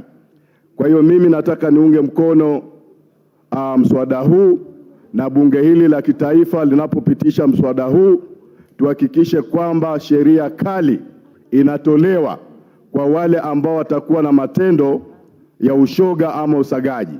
Asante sana Mheshimiwa Spika, nasimama kuunga hoja hii nikilaani vikali sana masuala ya ushoga na usagaji katika taifa letu la Kenya. Asante sana, na nimshukuru pia Mheshimiwa Spika, nataka kumshukuru Rais wetu wa Jamhuri ya Kenya kwa sababu amekuwa mstari wa mbele kupinga ile uamuzi ambao ulitolewa na mahakama, uamuzi ambao ulikuwa unasema kwamba ushoga uweze kuendelea. Kwa hiyo nataka nisimame hapa kumshukuru Mheshimiwa Rais wetu kwa kuwa mstari wa mbele kupinga masuala ya ushoga ndani ya Kenya yetu. Asante sana Mheshimiwa Spika, asante sana Mohamed Ali kwa kuja na mswada. Asante. Muda wa hoja hii unaendelea kuyoyoma. Tuko na dakika moja peke yake. Mheshimiwa Hilary Kosgei. Thank you, Madam Speaker. I rise to support this motion, Madam Speaker, that the West, especially America, has been engaged in a serious re-engineering of the world order. They brought us Christianity, and when they realized that Africans have taken up Christianity and Islam, and that they are going to heaven, right now they are bringing us another new program of gays and lesbians to re-engineer the world to take them back to hell. Madam Speaker, we will not accept gays, we will not accept lesbians in our society, Madam Speaker, and we have to stand firm as the African society and be counted in this world stage as a continent that fears God and as a people who respect culture and marriage as ordained in the holy books of Christianity and Quran. Madam Speaker, I beg to support. Najua wengi wangetaka kuchangia, lakini muda umetupa kisogo. Sasa tutampa aliyewasilisha mswada huu, Mheshimiwa Wanyali, Mheshimiwa Mohamed Ali, aweze kujibu. Uko na dakika 10. Shukran sana Mheshimiwa Spika. Ningelipenda kuwasilisha hoja hii, na kwanza kabisa kuanza kwa kuwapongeza wa bunge la taifa kwa kujitokeza na kuweza kuunga mkono mswada huu wa kupinga matendo ya kishetani, ya kupinga matendo ya wazungu yanayojaribu kuletwa na wazungu katika taifa hili letu. Na mimi nitaendelea kusimama kidete na kusema ya kwamba hatutakubali kamwe nchi hii tabia za Wamarekani ziletwe hapa ili mashoga na wasagaji waweze kutawala nchi hii. Na nataka kumwambia balozi wa Marekani humu nchini B. Meg Whitman, ya kwao ya Marekani ayafanye Marekani, na ya Kenya aachie wa Kenya wafanye ya Kikenya. Mambo ya kutuletea mambo ya ushoga na usagaji na hata kutumia pesa kufikia viongozi mbalimbali, kutumia misaada haramu ili kuweza kuleta hii tabia mbovu hapa nchini Kenya, hatutakubali. Na kama wewe munajiona kama kiranja wa dunia, ifahamike ya kwamba mkuu wa hii dunia ni Mwenyezi Mungu, na katika dini ya Kikristo na dini ya Kiislamu na dini zingine zote Mwenyezi Mungu ameikataa. Pia nataka kuchukua fursa hii niweze kumpongeza sana Rais Yoweri Kaguta Museveni. Mungu akupe afya na akuongezee umri, kwa sababu jana ulitia sahihi ya kuhakikisha mashoga na wasagaji kule hawatambi na hawatapewa nafasi. Pia nataka nimpongeze Rais wa Jamhuri ya Kenya Daktari William Samoei Ruto kwa kusimama kidete na kumwambia Attorney General aangalie maamuzi yale yaliyofanywa na Mahakama Kuu na kuhakikisha kwamba hayo maneno yamebatilishwa na yaende vile ambavyo Wakenya wanataka, vile ambavyo katiba ya Kenya inataka, na vile ambavyo dini ya Mwenyezi Mungu inataka. Kumbuka wiki iliyopita nilikuwa hapa katika bunge hili na nikaweza kutoa vitabu vitakatifu, nikakuja na Biblia na nikakuja na Qurani. Kwa wale ambao hawakuwa, nilitoa hata aya katika Biblia na katika Qurani. Katika Biblia tumeonywa, Walawi 20:13, mnaambiwa Mwenyezi Mungu anasema, kama mwanaume yeyote akilala na mwanaume mwenzake kana kwamba ni mwanamke, basi wote wawili ni lazima wauawe. Sio mimi nasema, ni Mwenyezi Mungu. Sikilizeni maandiko vizuri.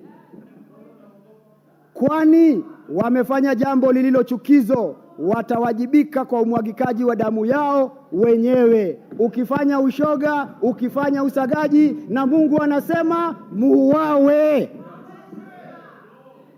Hatutabembelezana nchi, tutafuata katiba ya Mungu sisi.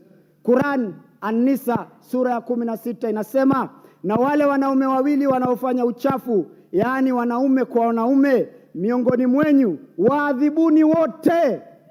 Kwa lugha ya Kimombo, discipline them.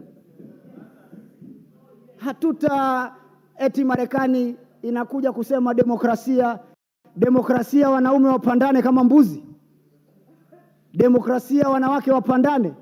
Hiyo si demokrasia, hiyo ni ushetani. Na nyinyi viongozi msiogope. Mimi nimewaambia mkitaka mchukue visa yangu. Visa tunaotafuta duniani ni visa ya ufalme wa mbinguni. Tusiogope hizi vijikaratasi vidogo, tusiogope hizi sheria zao. Wazungu walikuja hapa Afrika, wakatutoa katika utamaduni wetu, wakatudhulumu, wakatufanya wakimbizi wa ndani kwa ndani, wakaua wazee wetu, wakawanyang'anya ardhi, wakawatesa, hata wakawafanya kama slaves na kuwauza kama mifugo katika mataifa ya nje, ili Waafrika waende wafanye kazi chafu chafu. Leo hata mfano ikitolewa katika sinema, eti watu weupe ndio malaika, watu weusi ni mashetani. Hata katika vitabu, jamani, fungueni macho nyinyi wa Afrika, fungueni macho. Shetani, alama ya shetani ni mweusi. Hakuna siku utaona shetani mweupe. Hata katika sinema, mwizi, muuaji, mbakaji, mtu mbaya ni Mwafrika. Hawezi eka mwizi mzungu, hawezi eka shetani mzungu. Ni kwa sababu wamedharau hata ngozi yetu. Ukienda saa hii kule kwao, wanabagua wa Afrika, munaitwa monkeys, munaitwa kila aina ya majina, gorila, chimpanzee, na mnacheka hapa mnasema wazungu wazungu. Eti mzungu akishuta ni marashi, Mwafrika akishuta ni uchafu. Amkeni, kumekucha. Mukatae haya ya wazungu, na wazungu muwaite kwa majina yao. Mimi leo namtaja balozi wa Marekani, wiki iliyopita alifanya mikutano na mashoga na masagaji, na anasema na lugha ya Kimombo eti talking about their democracy and their human rights. Hakuna human rights. Muende musiagane huko kwenyu, muwapatie visa, muwapatie green card. Chukueni hawa mashoga, muwapatie hizo haki za binadamu katika mataifa yenu.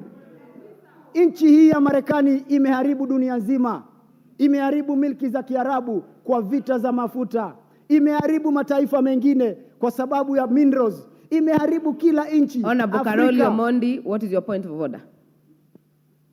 Order, Honorable. Right, Honorable Speaker, while I agree with a lot of things that the Honorable Member is saying, is it in order for him to make statements that imply hostility towards a friendly country, the United States? Is he in order? What is that standing order, Webe? Without a substantive motion.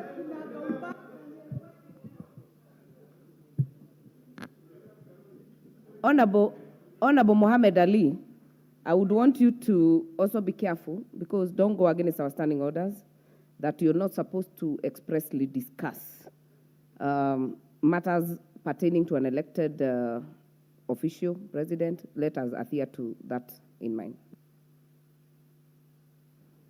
Mheshimiwa Spika, wajua Marekani ikitajwa kuna watu matumbo yanawaingia moto. Mimi sizungumzii wa Marekani kwa jumla.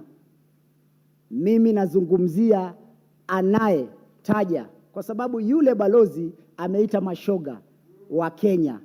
hajaita mashoga wa Marekani, amezungumzia swala linalotuhusu sisi wa Kenya.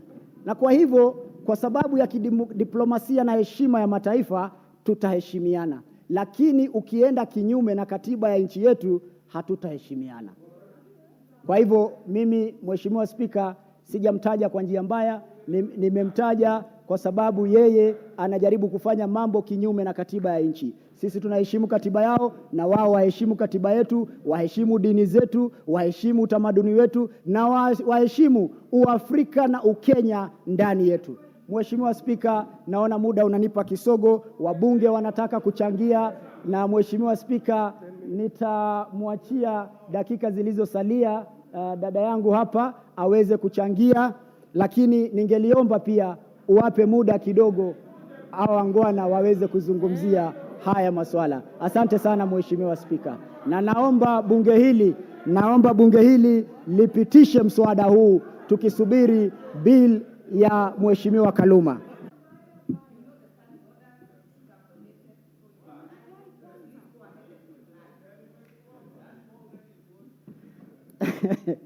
Asante sana Mheshimiwa Spika, yangu ya mwisho labda tu ni kuomba wanabunge waweze kupasisha mswada huu na kuhakikisha ya kwamba hizi tabia haziwezi kukaribia watoto wetu, kizazi chetu kijazo. Wahakikishe ya kwamba uchapishaji wa vitabu katika runinga kuonyesha machafu ambapo wanaume kwa wanaume ama wanawake kwa wanawake katika vipindi, haya yote yameweza kuzuiliwa na serikali ya Kenya ili tulinde kizazi kijazo. Kwa hivyo mimi nawasilisha hoja na kusema wabunge muweze kupitisha mswada huu tukisubiri ile ya Mheshimiwa Kaluma ambaye itapelekewa Rais wa Jamhuri ya Kenya aitie kidole ili tusahau haya mambo mara moja na tulinde vizazi vyetu. Asanteni sana na Mungu awabariki.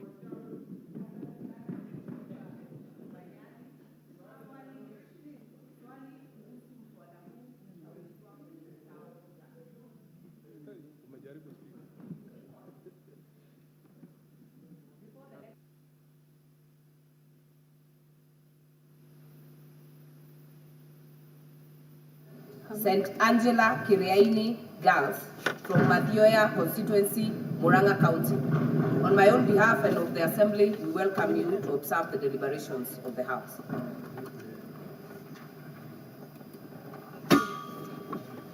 I will indulge the member for Mathioya for 2 minutes.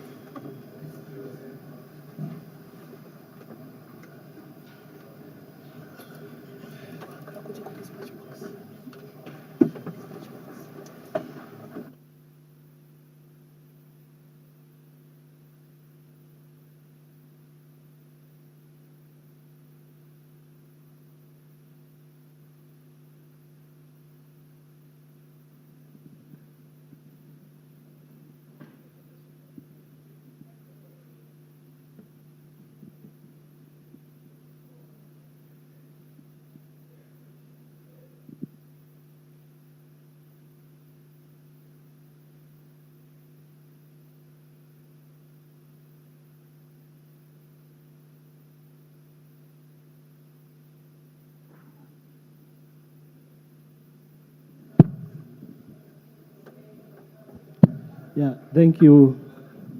Thank you, Madam Speaker, for giving me this opportunity.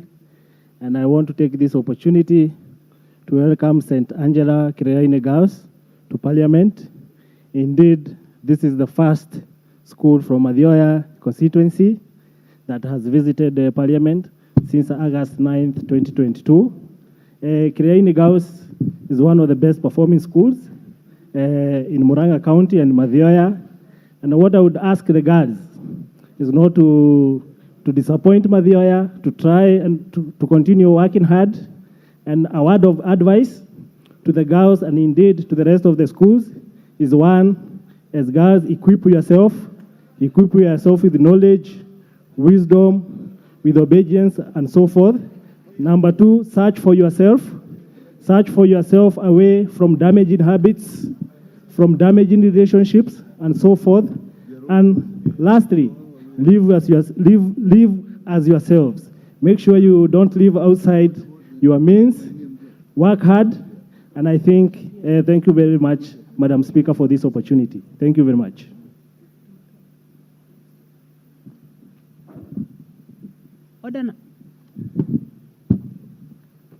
Order number 10, motion, reduction of cost of electricity in the country.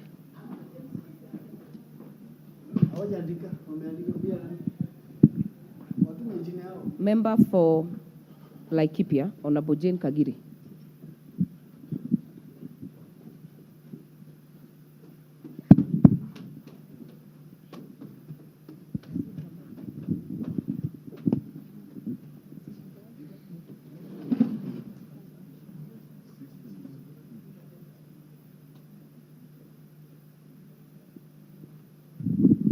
We have issues with our system. Walk to the front at the dispatch.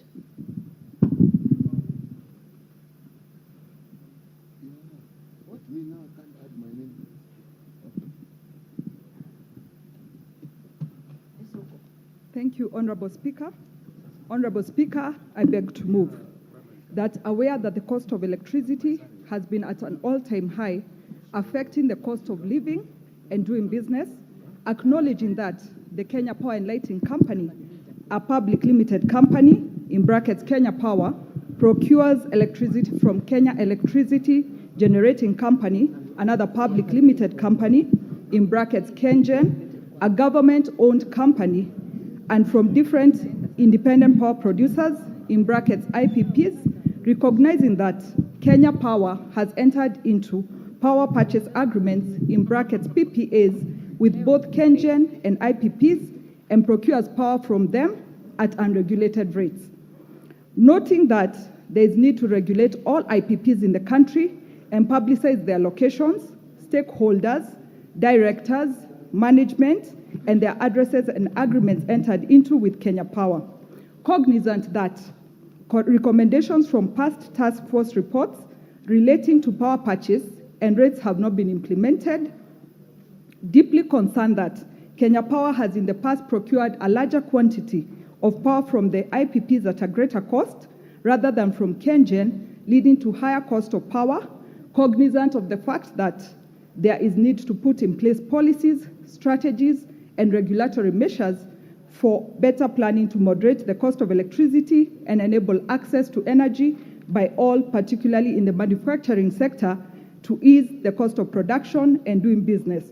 This House therefore resolves that the Departmental Committee on Energy undertakes an inquiry into the operations of Kenya Power in relation to agreements entered into with IPPs, factors affecting the cost of electricity, including over-reliance on IPPs against available renewable and other energy sources, and measures to reduce it, and submit a report to the House within 120 days. In the meantime, the Ministry and Kenya Power should not enter into new contracts with any IPPs until the House makes a resolution on the matter. Informed by the reports of previous task forces on the matter, the Ministry engages in negotiations with power producers with a view to reducing the cost of power, and the Ministry and Kenya Power to develop suitable strategies for engagements with the IPPs in order to provide relief for electricity consumers and ensure the long-term viability and sustainability of the energy sector. Honorable Speaker, according to world best practices, any business or enterprise allows an acceptable loss of between 2 and 6%. That means the average is 4%. Honorable Speaker, if I would put it in a better example, a woman who buys cabbages from Marikiti Market and buys a sack of cabbages would give herself an acceptable loss of between 1 or 2 cabbages, that one of them could be rotten or 2 of them could be rotten. A greater example is a boda person who delivers trays of eggs in a local town and uses his boda to deliver them. Honorable Speaker, this boda rider would give himself an acceptable loss of around 1 tray or 10 eggs would crack in between the delivery of the eggs to the customer. Honorable Speaker, according to the global best practices in the energy sector, the acceptable loss is 13.5%. However, Honorable Speaker, the Kenya Power and Lighting Company has an acceptable loss of 25%. Honorable Speaker, to put it in simpler terms, it means that in every 4 units Kenya Power and Lighting Company purchases, 1 is lost. Honorable Speaker, in the year 2022, Kenya Power and Lighting encountered a loss of 22.43%. Looking at those figures, Honorable Speaker, you'd assume that is a small percentage. Kenya Power and Lighting Company went ahead and requested EPRA, which is the Energy Petroleum Regulatory Authority, to allow it to pass on 19.9% of that loss to the consumers. This was up from 14.5% in the previous year. Honorable Speaker, the 22.43% we are talking about translates to around 35.7 billion per year lost at KPLC. Again, this is a figure that we need to put into perspective. Honorable Speaker, recently in this House, we approved the budget estimates, and it's good to take this Honorable House through what that is 35.7 billion can do for us. In the State Department of Early Learning, Basic Education and TVET, this Honorable House approved for them a budget of 33 billion. The State Department of Correctional Services, that is what involves all the prisons we have in this country, we approved for them a budget of 32 billion. The State Department of Social Protection, which includes the 1.183 million elderly persons who are under the cash transfer program, and then we approved for them 33 billion. This means 35.7 billion is money that would have been enough to run a state department in this country and run it successfully and even give us change to keep. Honorable Speaker, as a country, when we compare ourselves to our neighbors, Kenya's electricity tariff remains very expensive. In Kenya, we pay 23 shillings per unit. In Uganda, they are paying 20 shillings per unit for electricity. In Tanzania, they are paying 12 shillings per unit for electricity. In Ethiopia, they are doing much better and paying 6 shillings per unit for electricity. When we look at Egypt, Egypt is at 3.75 shillings per unit for electricity.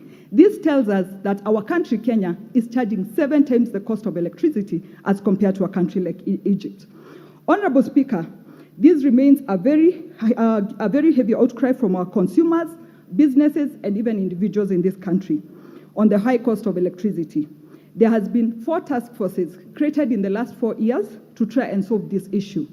Honorable Speaker, unfortunately, it's still not been concluded. It is my hope and prayer that this motion is the one that is going to help us resolve this issue for the rest of our time as Kenyans. Honorable Speaker, we cannot speak about the cost of electricity without seeing the challenges Kenya Power and Lighting Company encounters. One of them, Honorable Speaker, is KenGen and the independent power producers were supposed to be generators of electricity. KETRACO was supposed to be the transmitter of that electricity. And KPLC is supposed to be the distributor of that electricity. As it stands today, Kenya Power and Lighting Company is a distributor as well as a transmitter of electricity. Honorable Speaker, if we are reminded of the losses that I have just mentioned earlier, when we look at the current situation, it would be very difficult to tell if it is KETRACO or Kenya Power and Lighting Company which needs to take responsibility for the losses that we're encountering in transmission. Honorable Speaker, it is important to also note that the Kenya Power and Lighting Company handles a very high budget burden. This burden has been caused by high operational costs, low cost collection efficiency, significant increase of power purchase costs, investment in political pet projects like the last mile connectivity, which eventually became commercially inviable. This, Honorable Speaker, has contributed greatly to KPLC not being able to upgrade its infrastructure, and its infrastructure that is causing losses, and losses which are later on transferred to the consumer. Honorable Speaker, I would also want to speak on KPLC's billing system. And when we speak about the billing system, it's important to note that KPLC still does the manual reading of meters and bill approximation. Honorable Speaker, this is highly inefficient and is prone to inaccurate approximations of bills. And in turn, when losses are counted, this is transferred to the consumers at that wrong approximation. On this note, Madam Speaker, I would want to remind this Honorable House that when I was a young girl growing up, we had a company called Kenya National Assurance, and we had another one called Telcom. These were great giants in this country, and nobody thought that they would ever be felled by anybody. Today, we no longer speak about Kenya National Assurance, and we don't also speak about Telcom Kenya. I would want to remind Kenya Power and Lighting Company that it is not a giant big enough that it cannot be felled. Currently, we are having complaints of underserved clients. We are having complaints of frustrated demand. We are having complaints of unreliable supply, And all these will force our consumers to look for a more reliable alternative. Madam Speaker, let me speak on Kenya Power's generation of electricity. Unfortunately, Kenya Power highly depends on thermal producers for its production of electricity. This, we must remember, is something that is affected by global fluctuations, and in turn, when market prices change, the effect is still felt by our consumers who feel it very greatly. Honorable Speaker, at this point I would want to mention, in the year 2020, Kenya Power and Lighting Company paid 44 billion to IPPs. These IPPs only produced 25% of the electricity in this country. Kenya Power and Lighting Company went ahead and paid 38 billion to KenGen, and KenGen had produced 72% of the electricity in this country. What, Madam Speaker, this goes to explain to us is the high cost we are having to incur for us to buy electricity from these IPPs. Honorable Speaker, allow me to move on to the IPP factor and mention that IPP generates electricity using various technologies. The first one is geothermal, hydro, solar, and wind power. They enter into long-term contracts with Kenya Power Lighting Company, where the contracts run from 20 to 30 years.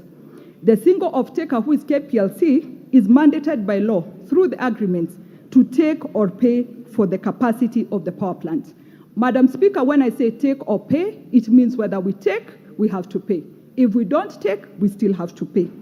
Madam Speaker, my further research moved me to realize the prices that we're getting from KenGen and from the IPPs.